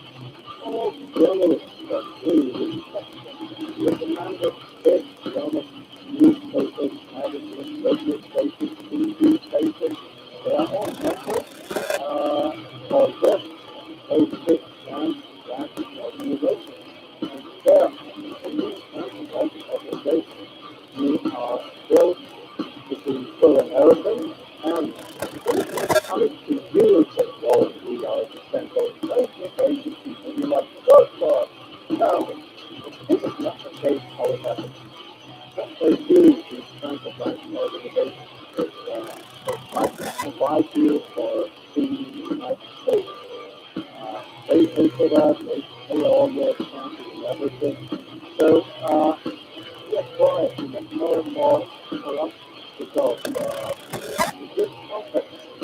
You don't know that those good contacts are, let's say, non-official covered or official people working for intelligence agencies. So you have friends, you think they are friends, and you cooperate with them. They ask you, well, could you do me this favor, could you do me that favor? And so your brain more and more is simple. The question was, is it only the case with German journalists? No, I think it is especially the case with British journalists, and they have a much closer relationship, especially the case with the Israelis, of course, with French journalists, correspond not that with German or with British journalists. It is the case with English journalists, journalists from New Zealand, from Taiwan, from very many countries, countries in the Arab world, like Jordan, for example, like Oman, many countries in this country. When you find people who place respect for journalists, you look behind them, they find public discourse, they return to cases. I'm sorry to interrupt you. I'll give you one example. Sometimes the intelligence agencies may come to your office and want you to write an article. Take a look from Craig and other journalists, and me myself. I've just forgotten the year. I just remember that the German foreign intelligence, Bundesnachrichtendienst, it was just founded by the American intelligence agency. So one day, the BND, the German foreign intelligence agency, came to my office at the Frankfurter Allgemeine in Frankfurt. Me to write an article about Libya and about Colonel Muammar Gaddafi. I had absolutely no secret information regarding Colonel Muammar Gaddafi and Libya. They gave me all the secret information, and they just wanted me to write, to sign the article with my name. I did that. But it was an article published in the Frankfurter Allgemeine that originally came from the German Foreign Intelligence Agency. So do you really think that this is journalism?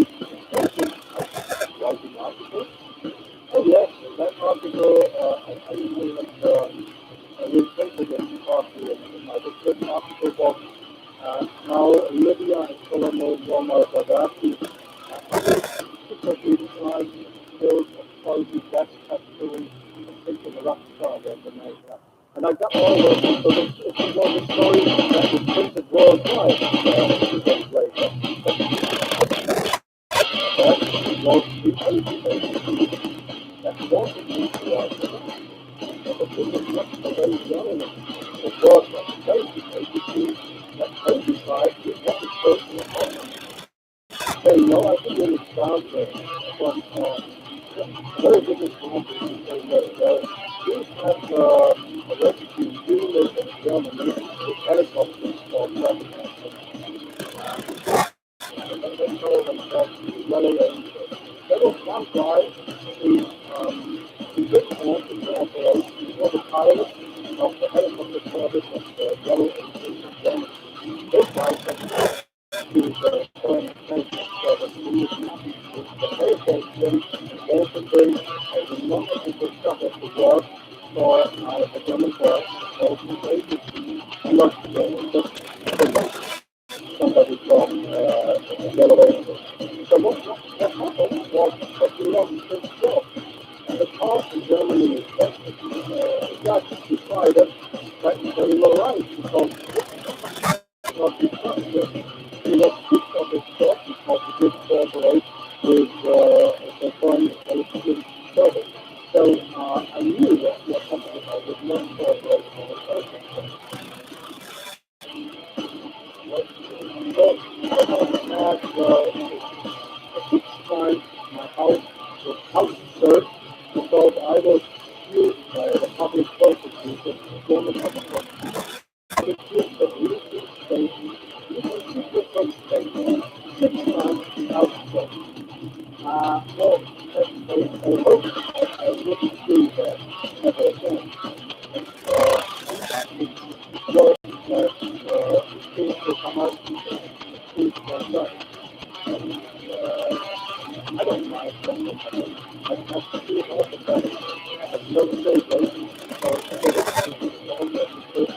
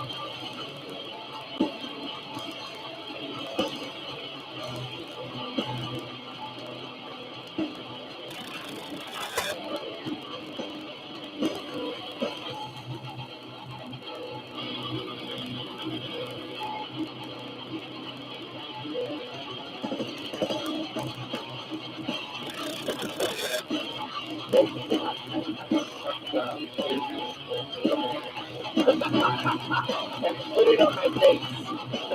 Okay, this is working Hollywood for Look at that. Making the world open and connected. Stream, graph, platform, and this weird symbol in the middle that is probably for Illuminati. But, come on. I mean, seriously. The time is up. Stuff. I think that global layoff, whistleblower, I'm sick and tired of this lies. It's the secret of the Illuminati.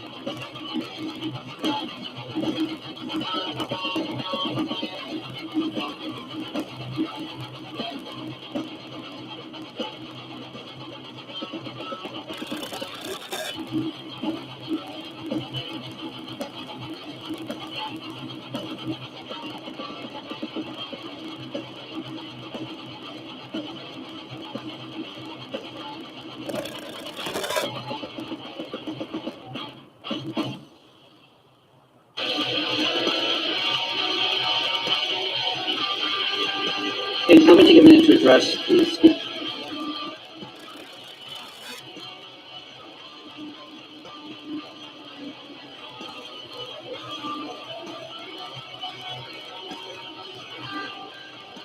Issue with the Marines, the active duty Marines who are on the post or posts that are not saluting POTUS fight. I retired from the Marine Corps during the Obama administration, and it didn't matter how much I hated the man. You ever see that when I was on active duty? You never hear that. I respected the office of the President of the United States. If he was my president, he would get a salute. That's just the way it is. These Marines are not forgetting to salute fight. Told not to salute fight. That's not something that just happens. The Marines are telling you who's in charge. It is not fighting. You get the shit slapped out of you if you didn't an individual who wants you to salute back in the day. Who's running that? Hell yeah.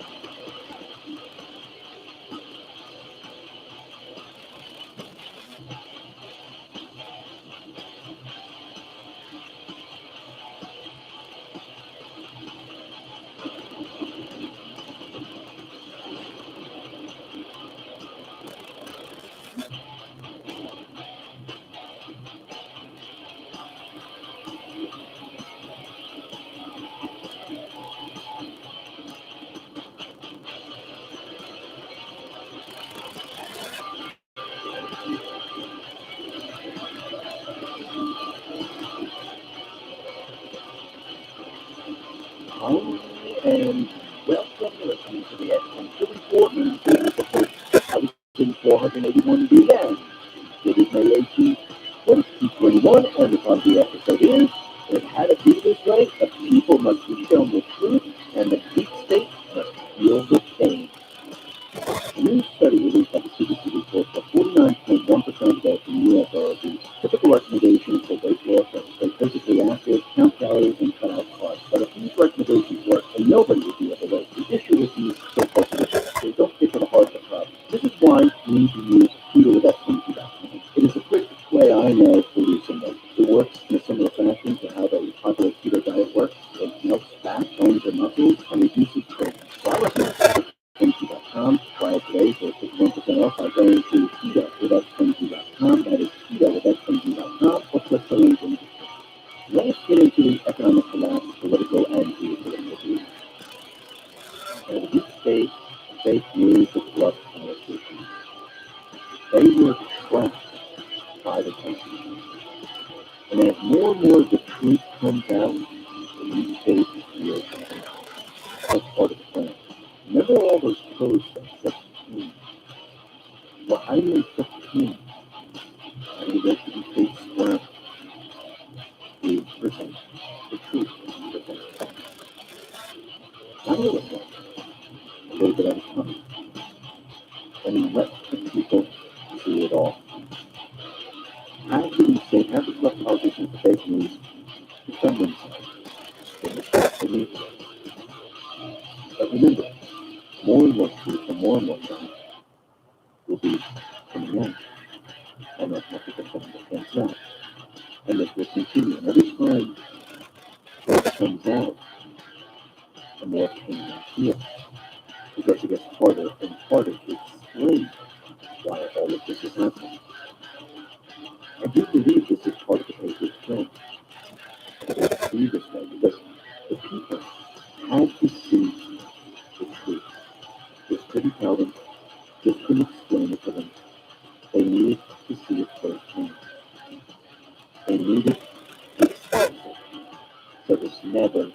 happens again. And to be safe, well, we know that Trump, the Patriots, they were going to go and get back at them. And what fell right? Truth and the facts continually inflict pain on them until the right moment when the people understand what's going on and they make the move to the next phase. And the next phase would be the unseeing of indictments. Because now, once the people learn that we can lie to about the pandemic, that it was a hoax, it was driven by statistical manipulation and fear, once the people learn that the elections were a complete and utter fraud, that they cheated their way in there, it will be a lot easier to accept traditional crimes against humanity, especially when you bring in crimes against humanity. Everything just starts to fit together. And we're starting to see all of this. And we can see that their day is approaching very, very quickly. And every day gets worse and worse for them. We're discussing a lot about what's happening with the election fraud and companies going. We have a non-patriot 17. Let's put this out there. Ellen show canceled, Bill Mayer, COVID canceling, Don Lemon leading background, Chrissy Teigen support forward, Chelsea Handler warns of facts, Eric Clapton warns of that, CDC no more masks, Biden masks or facts, people are not listening, masks for all is under investigation, World Economic Forum canceled, New York Times still dossier was a lie, Fauci swimming in deep shit after closing in on him. He lied to Congress about masks and ran all the gas concessions. We'll be getting into that a little bit later. Wisconsin and Georgia audits, as Michigan, Arizona, and it's only Tuesday. And how do we know that people are waking up? Well, look what's happening with the NFL, the NBA, Coke, American Airlines, and the rest. Now, what's very interesting is that people are pushing back against these companies. We also have consumer research now. Consumer research has launched a campaign targeting corporations that accuses of putting politics ahead of customers. So they put together 3 different videos. They put one together for they put one together for the NFL. They put one together for Nike, and they're putting together a lot more to show how these companies should stop worrying about profit and worry about their customers, their products. And it puts each one on the spot. What does this tell you? It tells you that people are waking up. And the companies now are feeling it. The companies, they are going to feel the heat from we the people. They're going to feel the pain. Either go with the 1% minority, or they can go with the 99% that funds their company. They have a decision to make. Which way do you think they're going to go? Who do you think is going to be successful? Who do you think will be fired? Because once they see revenue dropping like we're seeing right now, the shareholders, they'll make the decision for them. Now, what's very interesting is that we know that the individual, Joel Greenberg, we know that he made a plea deal. Now, of course, these fake news is out there saying, well, he just made a plea deal and he's going to be ratting on that same scenario of Cohen with his contract. Because when you start to look at all of this and you look at the plea deal and you see what's really going on, you realize it's nothing. Did you know that that was on these allegations? Well, he pleaded guilty to making false allegations about sex with a minor about another of his political opponents. The media doesn't seem to want to report this part of the case, which is a problem, and wants to read it in Joel Greenberg's plea deal release on Monday. Greenberg, a Florida tax collector in Seminole Park, pleaded guilty this week for a series of crimes. Corporate media was with prosecuting the implications for a firebrand Republican Congressman Mark Gates. But there's something else we need to know. And the media doesn't seem. Greenberg is the only person making accusations about Representative Davis. Remember, it's been 2 months now. No one has come forward with nothing. But take a look at Count 24. What does it say?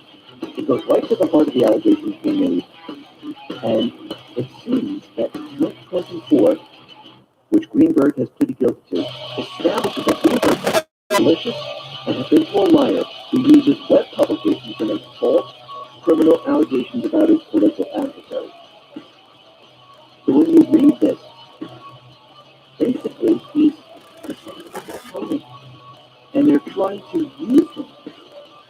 Now, in summary, if you want to go ahead and read the whole thing, I'm just going to summarize here. Greenberg is pleading guilty to falsely accusing an innocent man of having sex with her. Now he's doing the same with Representative Gates. Perhaps one of the most concerning parts of Greenberg's detail is that it promises leniency if he provides information that leads to the arrest of another investigation. So here we are once again. I mean, fake news. I use the Department of Justice, the prosecutors there. They're doing the same exact thing. Now, we know that May 17th, that was tax day.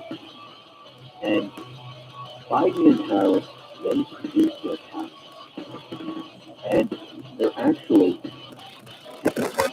Trump. Now, you have to remember the taxes that they present are the tax returns they want us to see. We don't really care about those taxes. We want to know station taxes, the other taxes, the other money laundering schemes. But they're trying to use this against Trump. Now, do you think Trump went ahead and kept this money from a corrupt politician from the fake news just because he's trying to hide something? Or do you think he's going to use this later on? Well, we know that he's going to use this later on, right? That's great. Remember what it says. It says, imagine what would happen if by law, every U.S. congressman, U.S. senator, president, etc., was by U.S. law audited every 1 to 2 years by an independent. Imagine what would happen if those audits extended to all family members of such elected officials. And that's very interesting. What would happen? What would happen instead of looking at this tax return that they prepared for the public?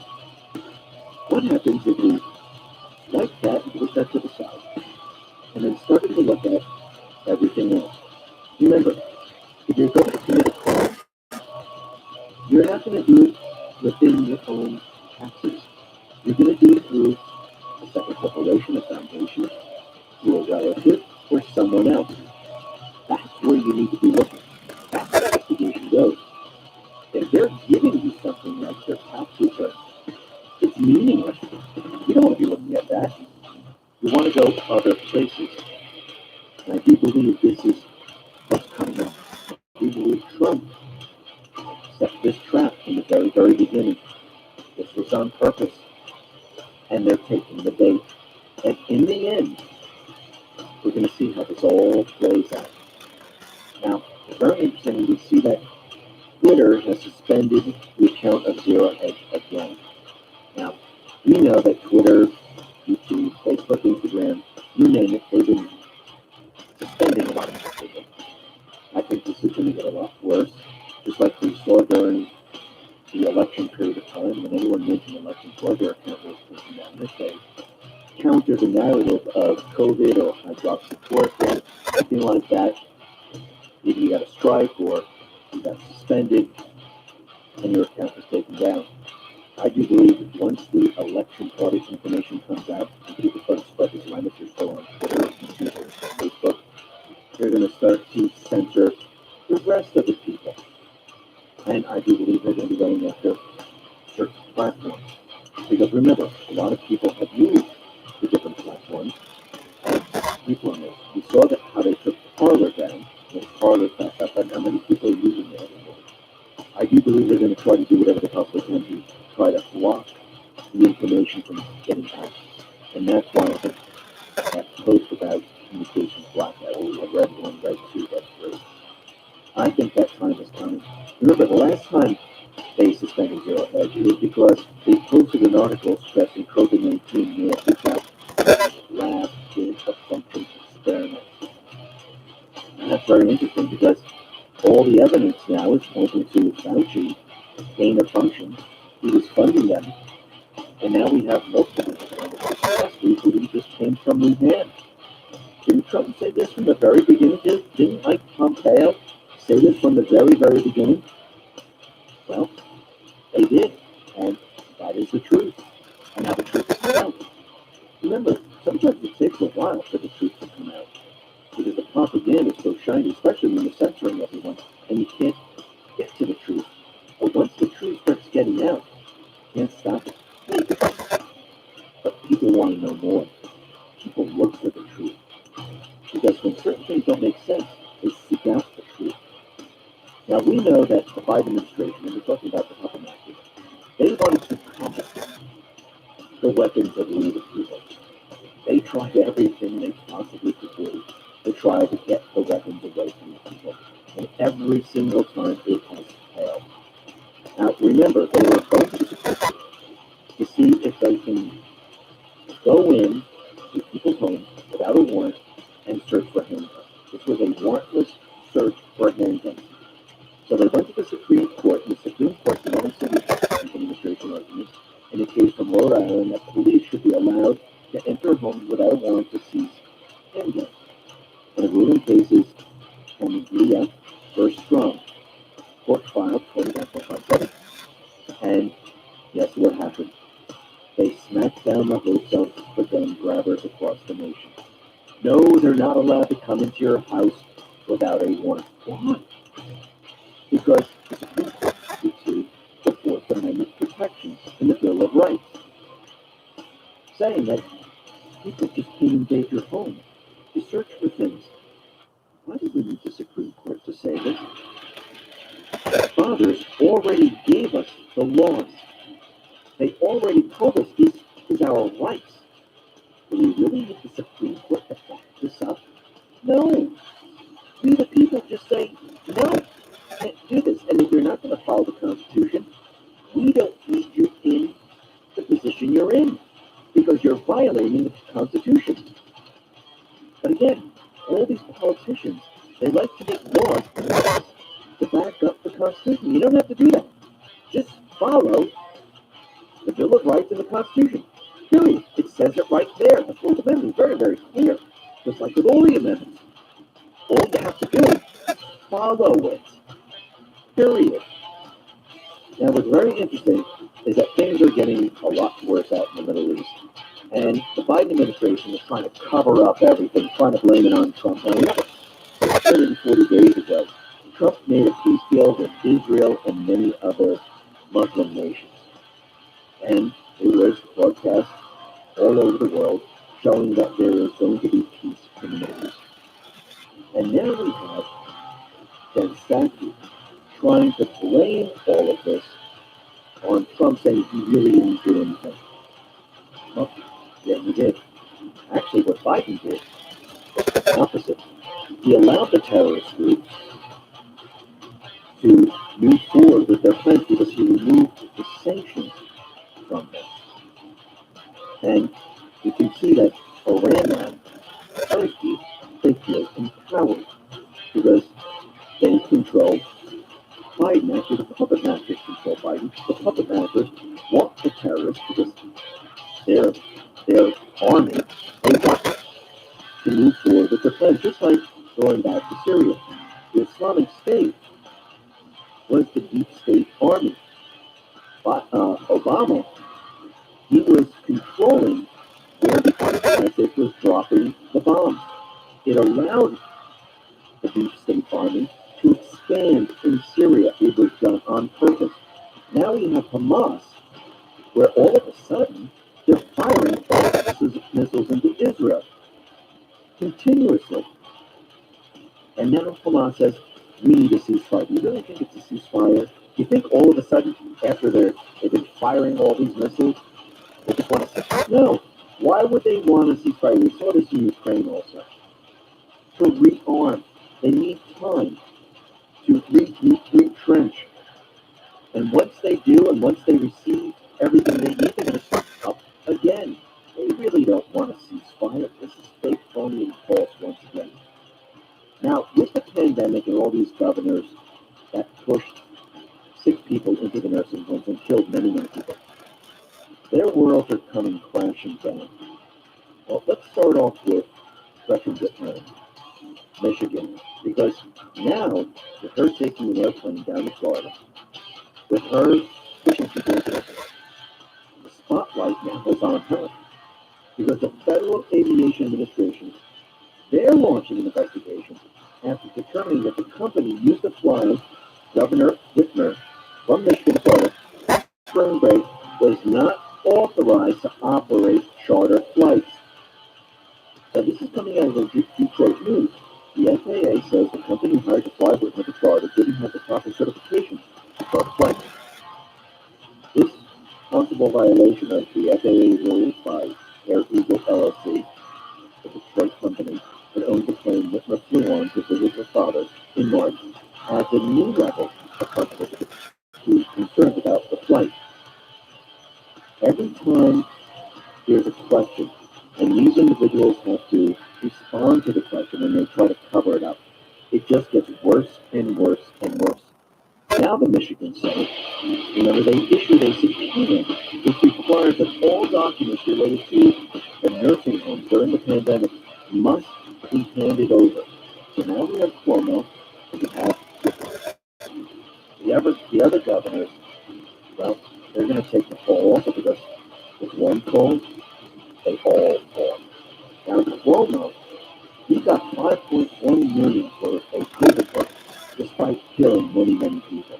And what's very interesting about this, as of Monday, he only sold around 48,000 print copies in the U.S. But he got $5.1 million according to his tax return, which means that each book is about $107 per copy. Remember, the retail price is $29.99.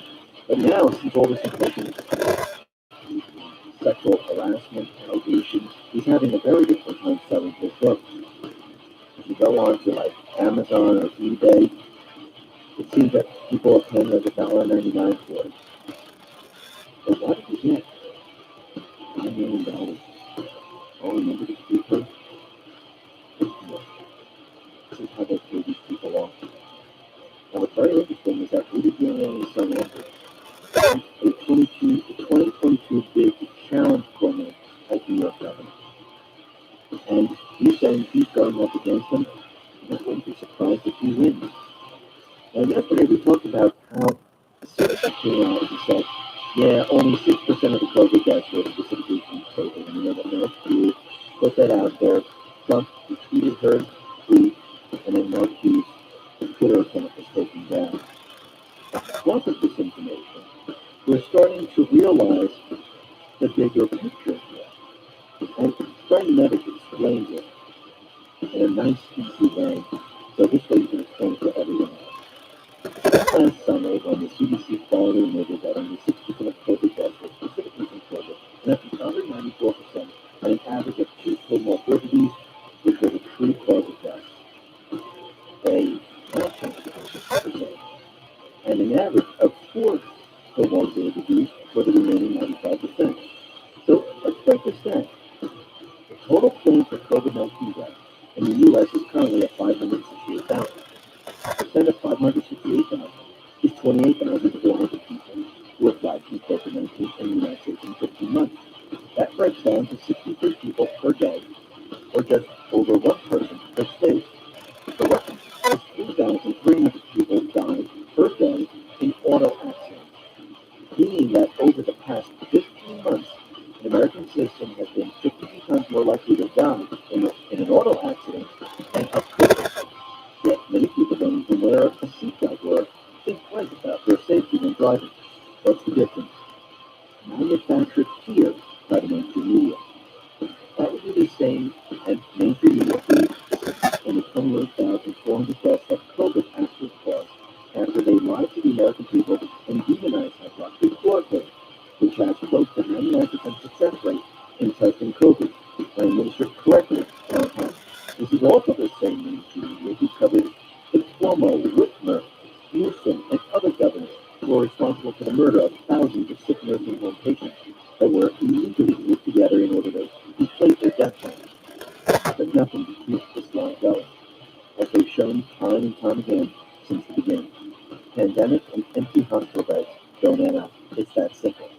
COVID-19 is the greatest hoax ever perpetuated on mankind. They are the enemy of the people. And yes, once this information starts to roll out like it is right now, their entire hoax is going to be exposed to the American people. The truth will be brought out into the light. The people will see this truth, and each time more and more of this truth comes out. Deep state players, the fake news, the top politicians, well, they feel the pain. Pain is being inflicted on these people. I mean, Fauci, he was heading all of this, and we know that his organization was funding this gain of function in Wuhan. It was banned here in the United States. And now the walls are closing in on him. Plus, the Congress, remember what Rand Paul was questioning him about the masks that he was wearing? Why are you wearing these masks? If you're vaccinated, what would be the purpose of the mask? Is this just for show? Political? And Fauci said no. Now, I'm wearing it because you need to wear it. And he went into this other explanation. But now it turns out that the myths that he's wearing mask stores despite being vaccinated was based on imagery and not science. He didn't want to give people the wrong impression. Wait a minute. Didn't he give the people the wrong impression? Because if you're vaccinated, you can't get COVID. By wearing a mask and scaring people, you're giving misinformation. You're pushing fear. It comes to life. And he lied to Congress. I mean, there should be charges, especially things like there will be. Once they keep digging into Wuhan and gain of function, it's only for the documentation and the money. And all of this is done to release the president. I think Trump, Fauci, front and center. Because he knows what he's doing, because he's an honest guy. Well, all in the end. Remember, he's the one who told people to do all of these things. That you can't have a vaccine. It'll take years to get that. Vaccine, you have to wear a mask, maybe double masks. There's variants out there. Texas, since they got rid of their mask mandate, it's going to be a super spreader. You can get people in the streets. The same thing in Texas. You've never seen any of this. He's been lying to the people from the very beginning. And the biggest lie is that he knew that hydroxychloroquine that we never had to go through anything. Yeah, his days are numbered. They're coming. And he will take the fall, and people will know the truth. A very interesting thing that sums it up about everything that's been going on.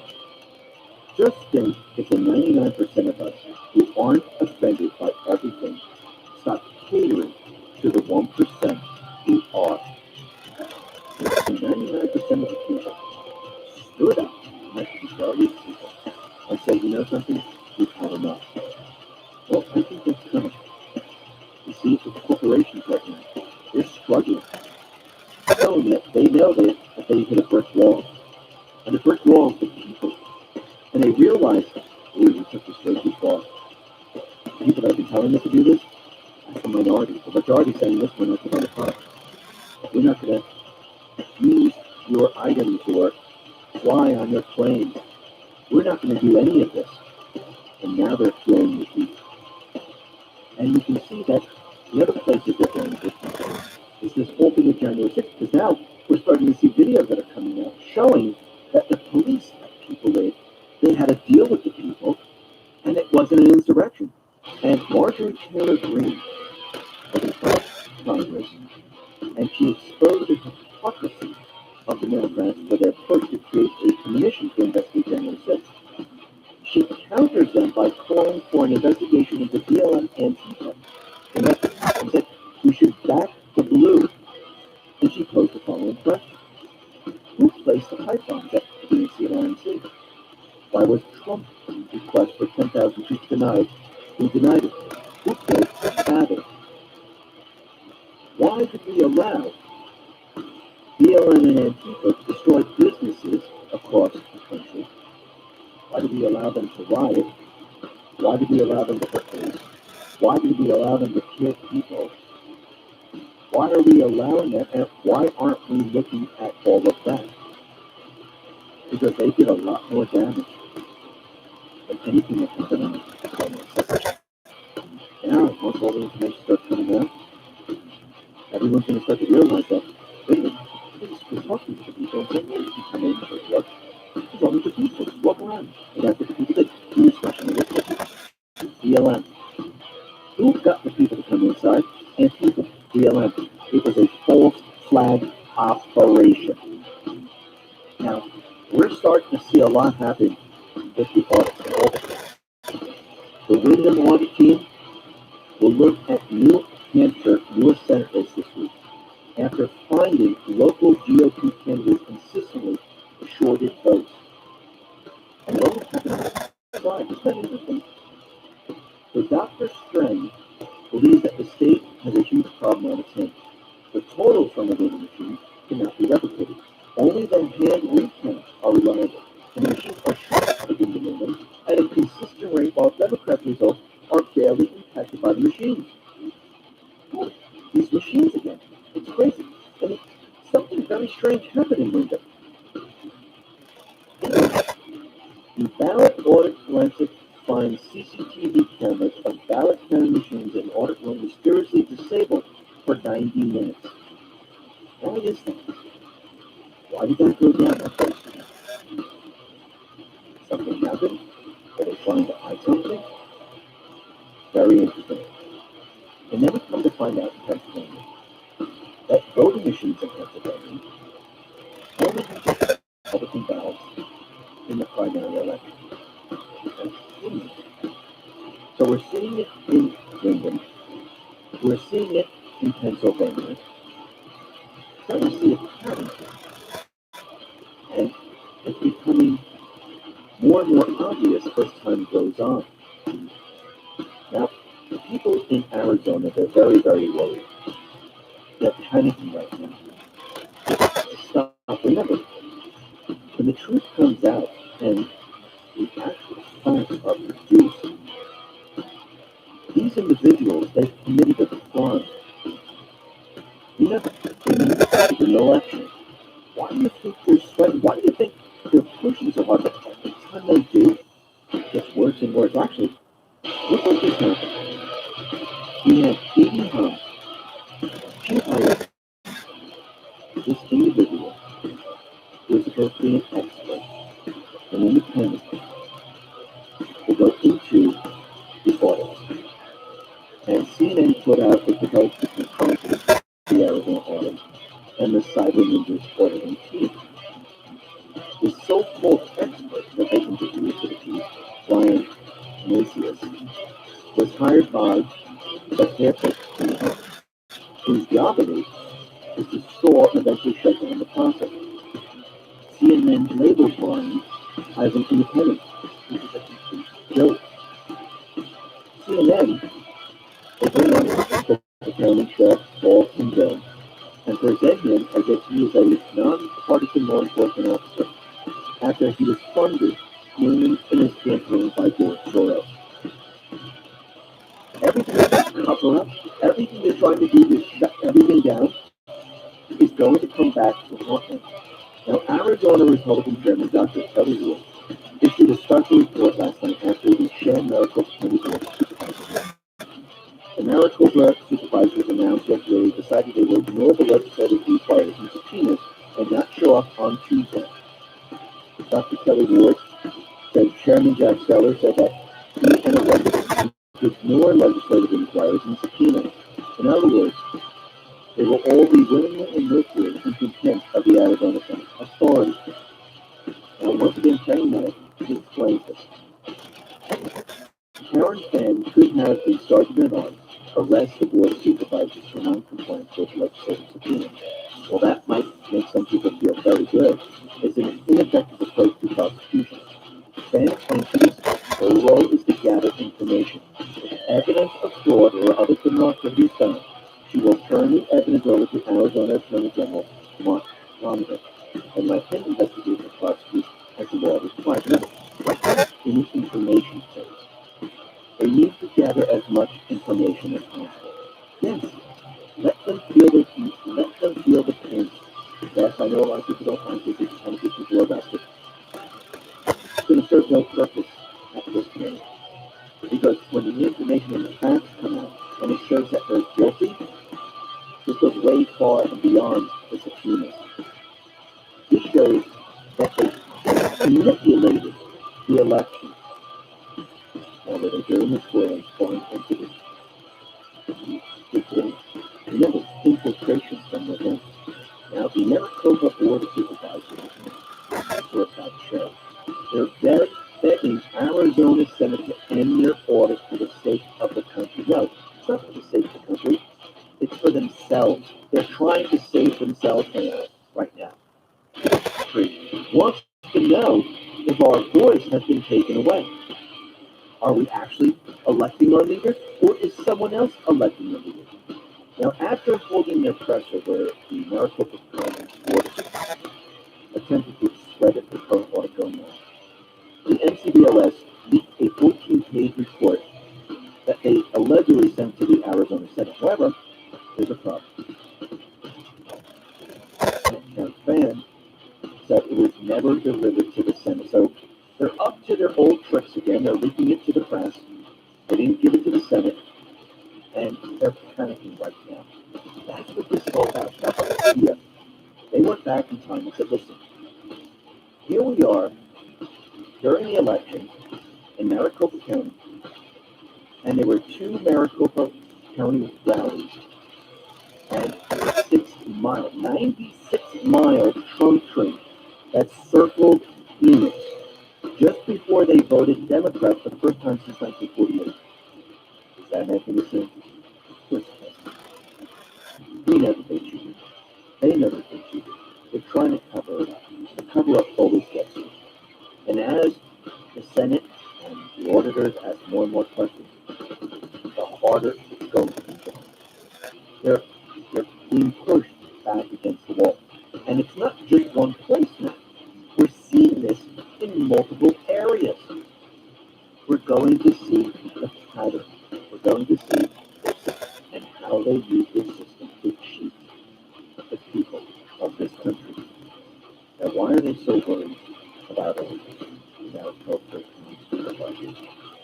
Because the Arizona State is now considering extending their audit to Maricopa County to include more than just the contents of the U.S. Senate and presidential race. Audit organizations who say that the Atlanta audit team has already accepted our ballots have indicated that they now want to test county voting machines by taking a closer look at the results of all the other races. You think they're panicking right now? They are. This is a disaster for them. They're feeling pain at every turn. Now, Trump, he put this statement out today. This is May 18th, and it says, good news for Georgia and Arkansas. Lieutenant Governor Jeff Dunphy won't be running again for office. He was the one who, along with Governor Brian Kemp, stopped the Georgia State Senate from doing the job they wanted to do on the 2020 presidential election fraud. Well, made him unelectable. His former top aide, Chip Lowe, said that the lieutenant governor will not win another term in office. I think he was an accident, and this is what happens when accidents happen. to become one and done. Now maybe the Georgia State Senate and House will build up the courage to expose the large-scale presidential election fraud, which took place in their otherwise country. Let them just look at the state Senate in Arizona to find out what leadership and patriotism is all about. Does you not think this is part of the plan? To put so much pressure on these individuals, they'll never get reelected again. And those individuals that manipulated the election on purpose and the politicians that allow this, do you think they'll ever be able to walk down the streets again? The people will be looking at these individuals and saying, send them to jail, treason, crimes against the people. That day is coming, and the people are going to demand it. Trump is not going to be out there saying, okay, military, let's pick them all up.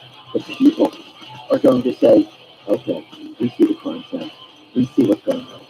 We see the Georgia. We see it in Pennsylvania. We see it in Arizona. We see it in Michigan. We see it in Wisconsin. We see it in New Hampshire. We see it now in all these different states. And if we extend this to other states, it goes up the road. And remember, all these individuals were killed. How do you drain the swamp in one gigantic swipe? If you expose election fraud and all those individuals who corrupt politicians who certify the election in the first two, you said don't question it, and the social media companies have said don't even mention it. Prove them wrong. And you prove that they were fraud. And any of these people walk down the street ever again, you drain the swamp in one flip of a switch. Yeah, it's starting to seem that way, isn't it? Because once this gets out, you think any of these people can run for re-election? You think anyone's going to believe the fake news? Everyone's going to use social media like they've used it before and believe what they're saying when they put up their little fact checkers and their little statements on every post that you put out there. Yeah, their day is coming. Time for feeling the pain and the punishment. Listen, everyone, thanks a lot for listening. Be well, be safe, and especially be prepared. Thanks a lot.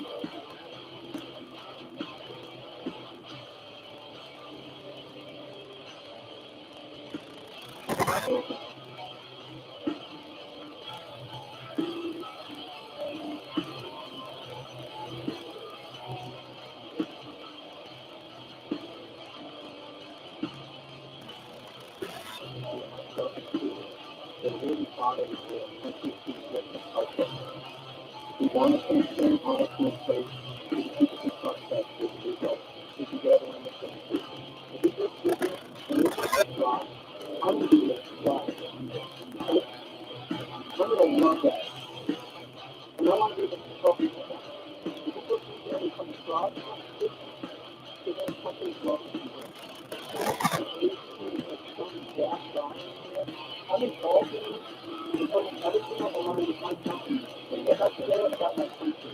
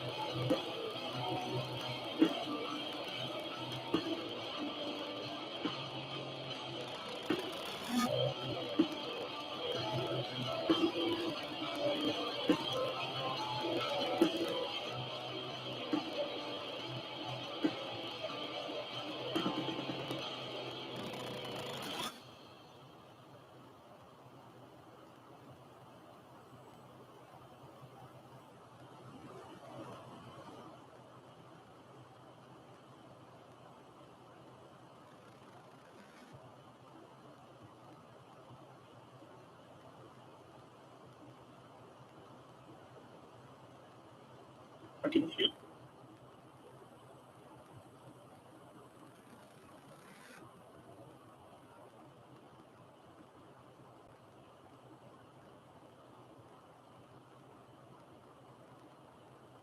Conclusion here with the stance that the county is taking is that, well, it's twofold. So the first point of concern slash confusion is the assertion that PII data and Maricopa County resident data would be compromised by examining the router. That data should not exist on that router, period. So to state that it's compromised would be an inaccurate statement or an inaccurate portrayal of what the data is on the router. The second piece on this that is concerning to me is that there have been public reports by ProVP, there have been statements by the county saying that these election systems don't actually touch the internet. The extension of that would be that they do not touch the county network because that's exposed to the internet. And to say that the data corresponding to these networks would somehow compromise law enforcement activity or PII data seems incongruous to the previous statements. Okay, and if you take the letter, which these compromises would occur at face value, then de facto that means that the election data had to be exposed to the internet, which I don't know if it's the case or not, but that's certainly something that we need to explore, given the inconsistencies of these public statements and reports that they have presented. The actual fact is that after they shut down the provisioning of us with this data, there have been no other offers for us to get access to the data, to review the data, and we're otherwise obtain that data. Madam President, if I may, Mr. Cotton, have you, what kind of experience do you have accessing confidential or top secret data? So we routinely work for some of the largest companies in the world with incident response breaches, with forensics matters, and we are entrusted with that data, and we have never had an exposure, a leak, or any type of data emitted from our custody. I also have personal experience at the highest levels of government supporting agencies in which security clearances are required. Madam President, Mr. Cotton, are you confident that you could look at the routers without risking any security concerns or breaches to the county? Yes.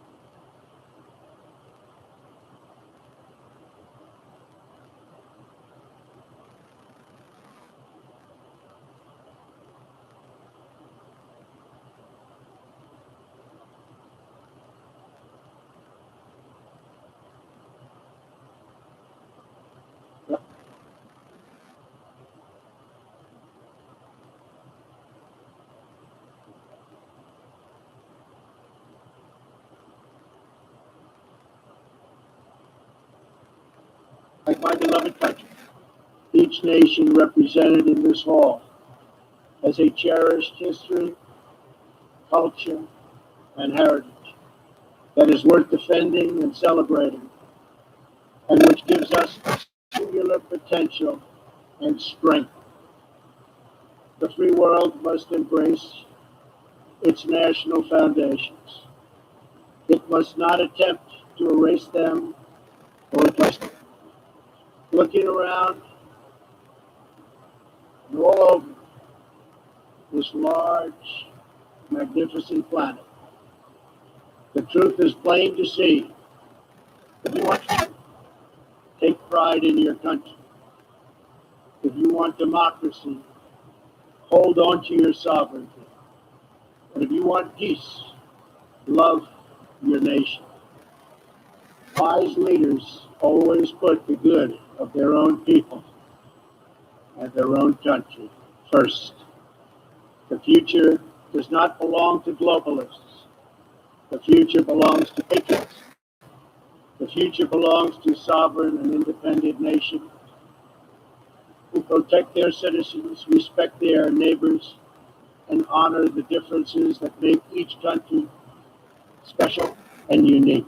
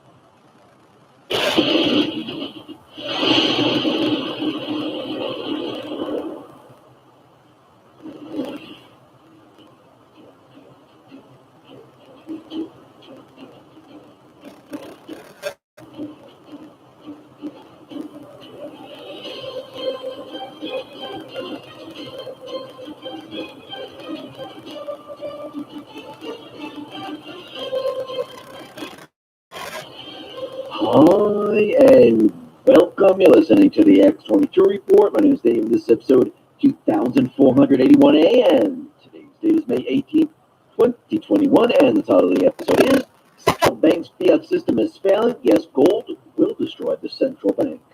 Talk about being prepared. Violent crimes against Uber and Lyft drivers is at an all-time high. Unfortunately, those in this field can't carry guns unless they want to risk being fired by Uber. So there's little they can do to protect themselves. One way is using a fight or flight flashlight by Pepper Speed. What is the fight or flight flashlight? It's the best way to defend yourself for those who can't or don't want to carry a gun. You can effectively blind attackers with the ultra-bright strobe light, charge your phone with a power bank, light a flame with a built-in lighter, and charge it all with solar energy. I highly recommend the Fight or Flare flashlight. Try it today for 20% off by going to fighterflare.com and use the code X20 for 20% off, or click the link in the description.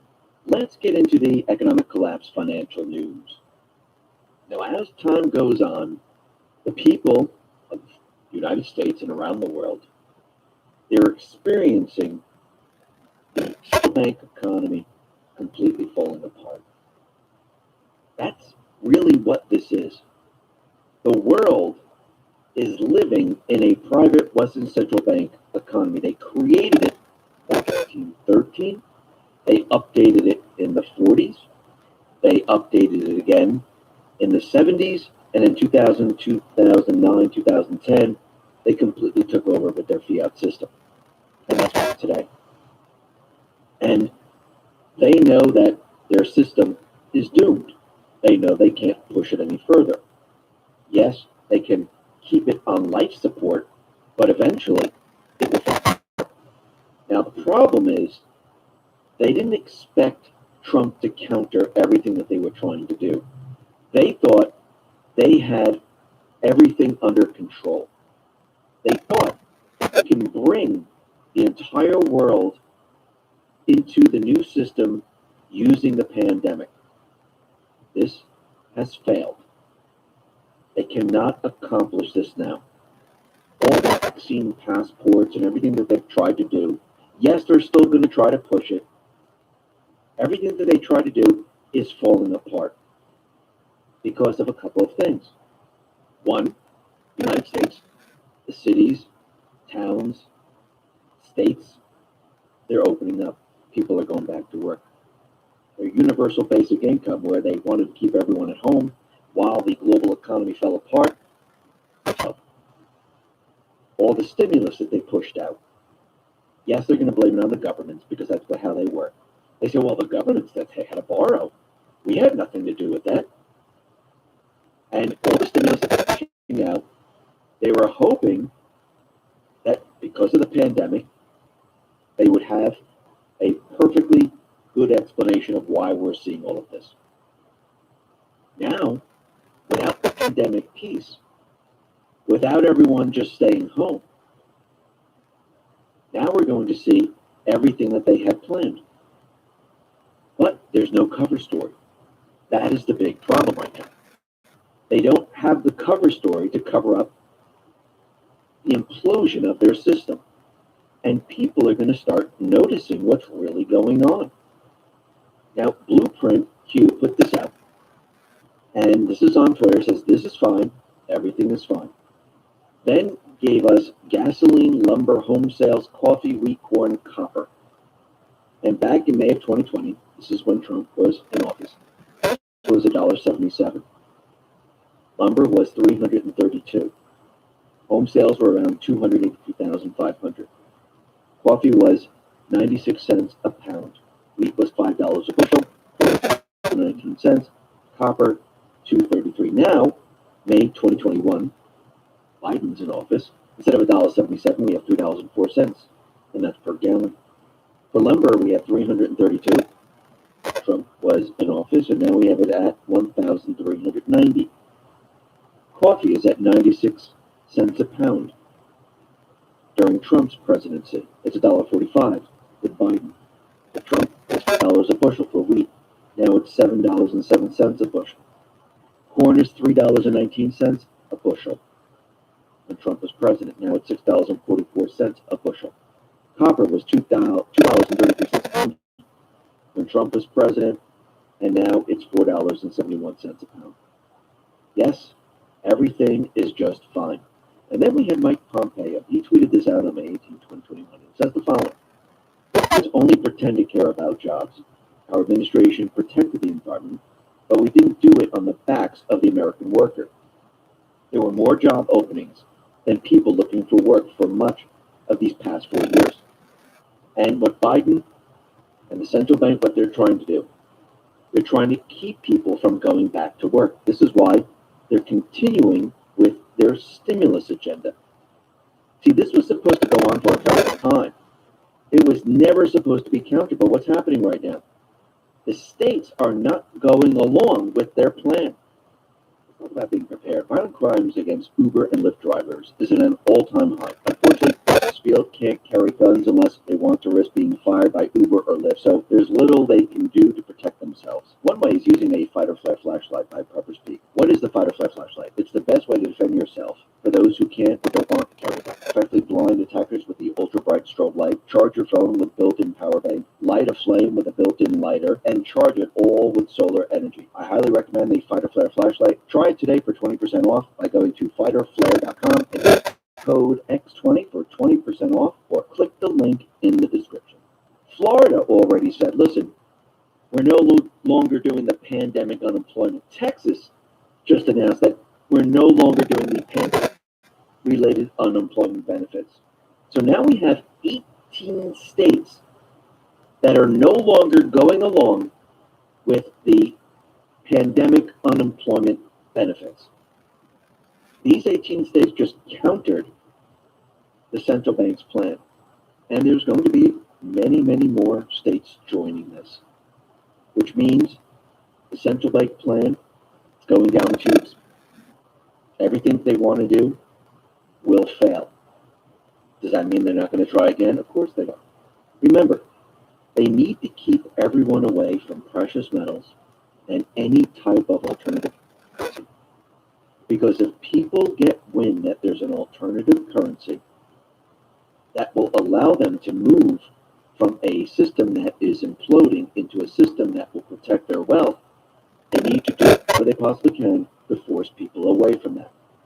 And they've been doing this for years with the precious metals market. They've been suppressing gold and silver on purpose to keep people away from it. Because over time, if people were watching gold and silver and they saw gold go from $200 to $500, and then from $500 to $1,000, and then $1,000 to $2,000, $2,000 to $5,000, $5,000 to $10,000, $10,000 to $15,000, all the way up to $34,000. That's what the USDebtClub.org says right now. If we use the calculations going all the way back to 13, people would then start to question the fiat system, not just here in the U.S., but around the world. And they could never, ever allow that to happen. And then we have something that they can't control. Yes, trying to control it, but it's very, very difficult. We have cryptocurrency. And they do not like cryptocurrency whatsoever, not because of what they're telling you. That's their cover story. Oh, criminals use it. Oh, speculators use it. It's very dangerous. Yeah, like the stock market is perfectly safe. Right. We have no problem with that. But cryptocurrency, that's crazy talk. So I'm checking out the stories about cryptocurrency, like Bitcoin, where the hackers behind the Colonial Pipeline, they received 90 million in Bitcoin before shutting it down. Now, of course, they're going to continue those stories because they're trying to convince people that you don't even want to look at it. Stay away from it. Just like they told everyone that gold is a barbarous relic.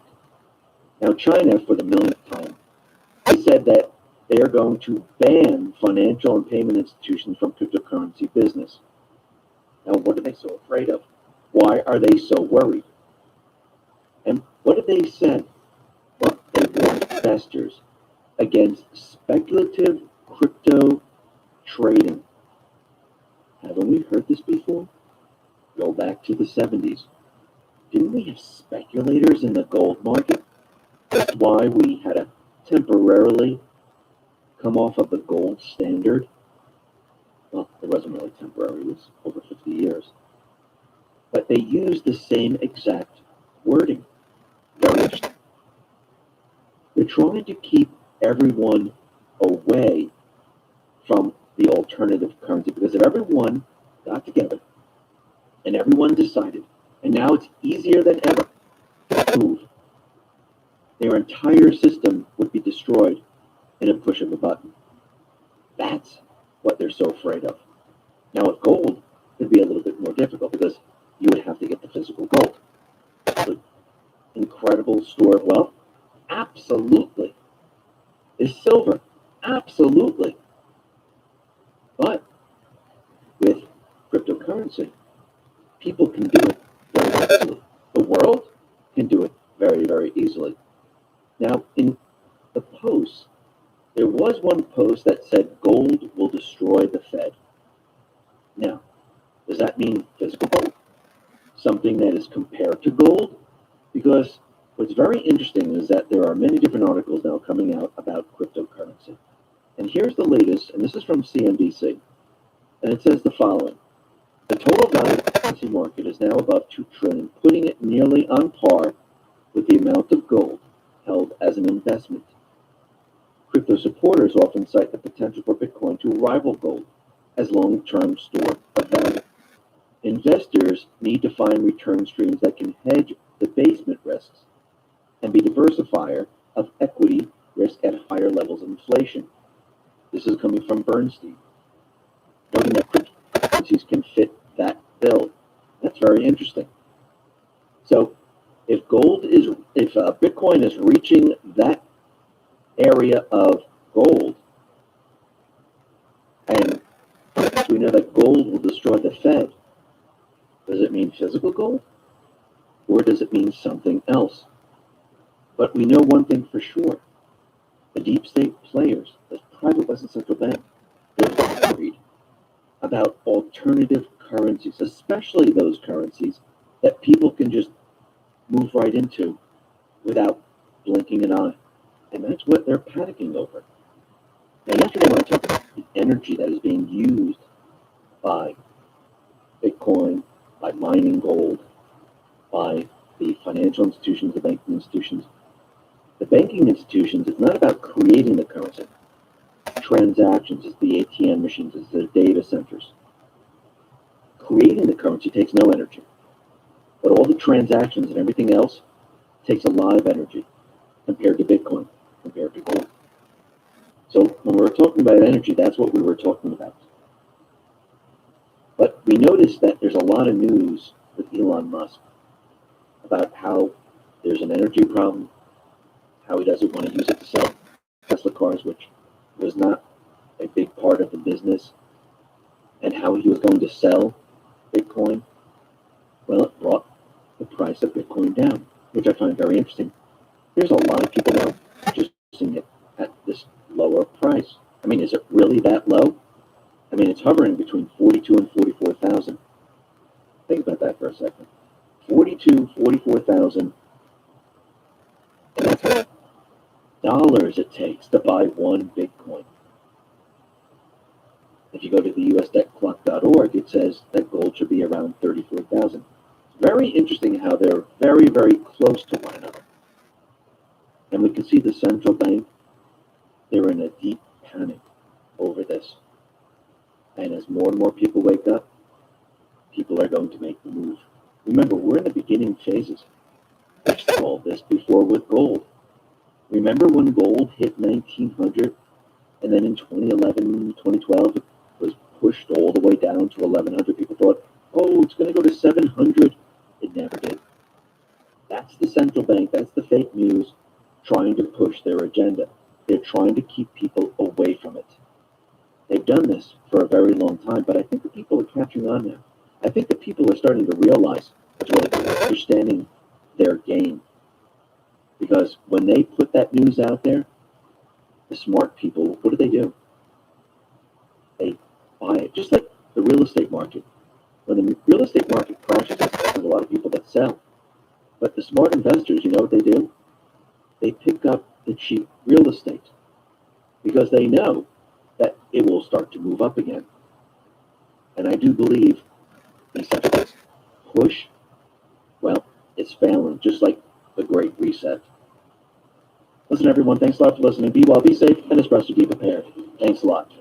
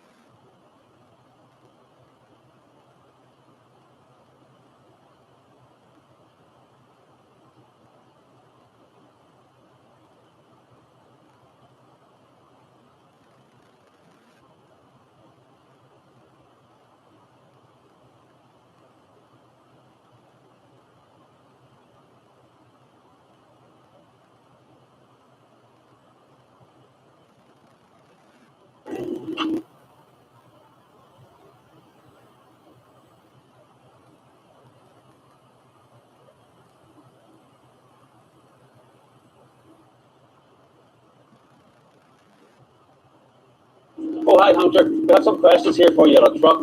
Is that your signature, Hunter? Is that your signature? Hunter, is that your signature?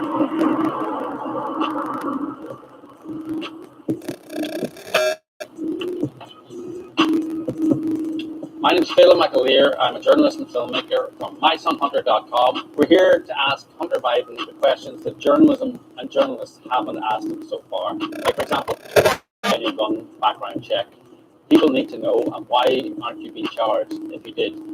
Why did Burisma pay you, a self-admitted addict, $80,000 a month? What did they get for that? Hunter, again, talking about the fast rescue. Is this the big guy? You said in an email, cut the big guy in for 10%. Is Joe Biden the big guy? Your business partner says he is. Simple yes or no answer. American people need to know the truth about Burisma, about Biden, about who is the big guy. So and see if he will answer some questions. Thanks.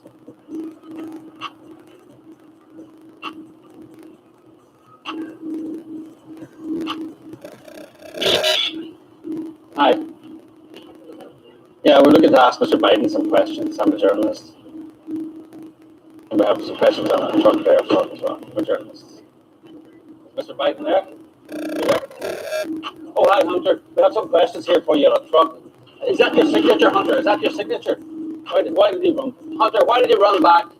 Hunter, you're publicizing the book. Would you like to come out and answer some questions? He's a public figure. He's publicizing the book. So, well, he is actually. He gave it to Hunter, you ran back in there.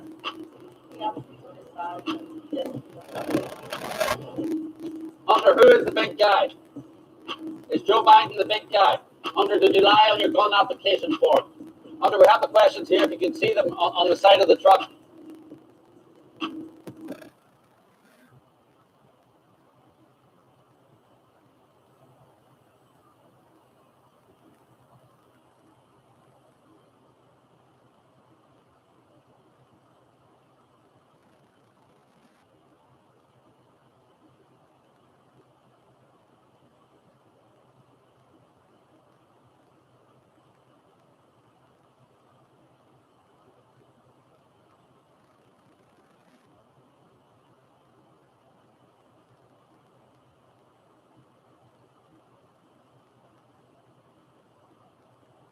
Media tried.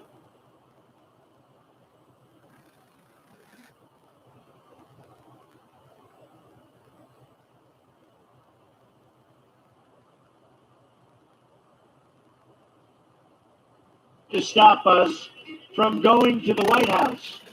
But I'm president and they're not.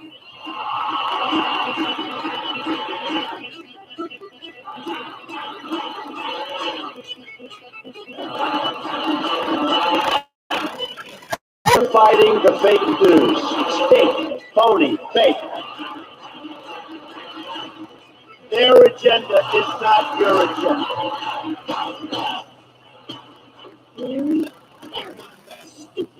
They want you to think we're all crooked. We're not. It's Russia. And the Russians. And the Russians. Presidency is effectively a Russian copy. The Liverpool hurricane is out there to sea for him. We'll call it Hurricane Vladimir. U.S. president possibly working for the Russians. Donald Trump has been a Russian intelligence asset since 1980. What you just said is one of the most insanely idiotic things I have ever heard. There's outright treason. I mean, there is no question. He has no idea that he's going down.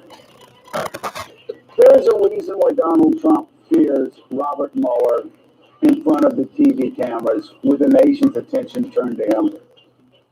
As I said, it's called a coup d'etat, which is French. Coup d'etat. Part of the. Just relax. Take it easy. Take your time, because really,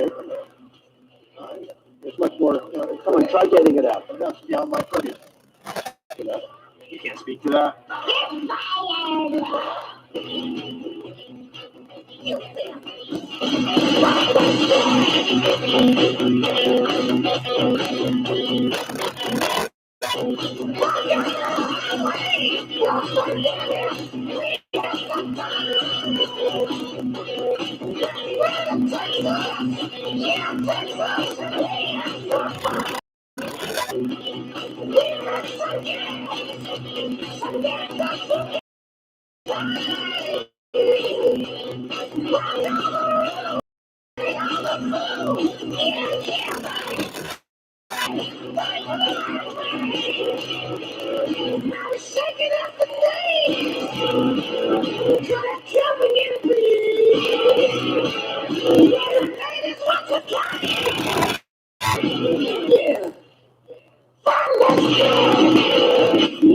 That embassy to Jerusalem could spark a full-on intifada and real people could die. I believe they will.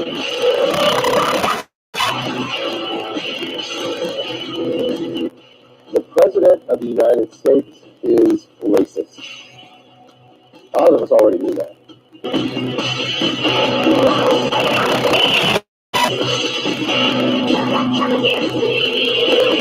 You now have a president, you said, talking about exterminating Latinos.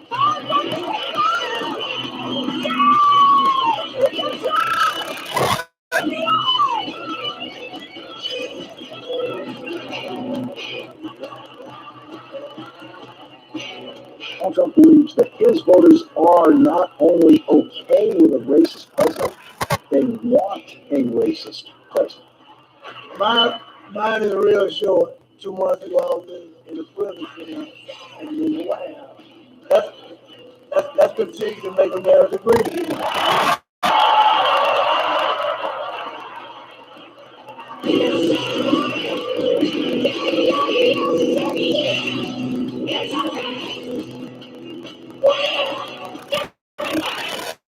Trump is as destructive a person in this century as Hitler, Stalin, and Mao were in the last century. He may be responsible for many more million deaths than they were.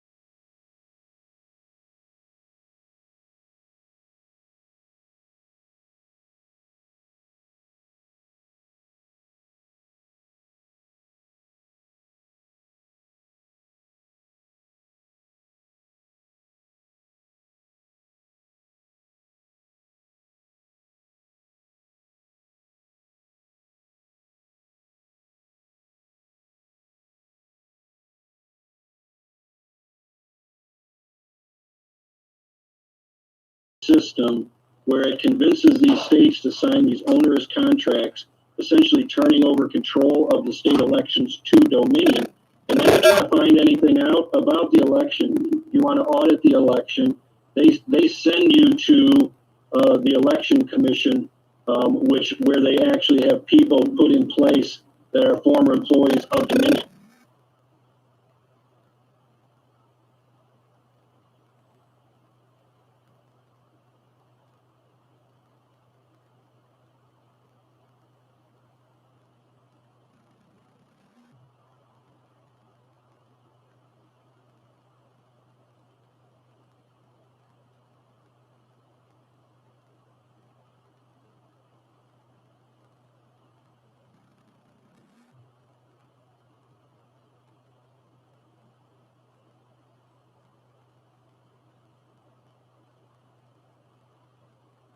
All right. That's how I feel right now.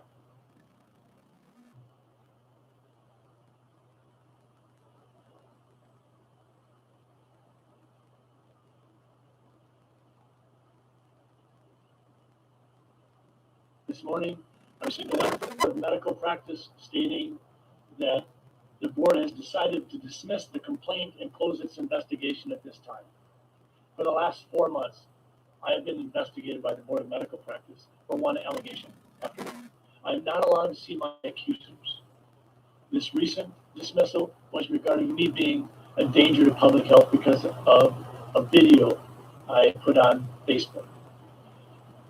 My name name is Scott Johnson. I'm a state senator and I'm a family doctor in Carver County. I have practiced for 35 years. I feel like one of the most investigated doctors in America. I've been investigated by the Board of Medical Practice repeatedly. I understand what church. I believe that people are using the Board of Medical Practice as a weapon to try to muzzle me.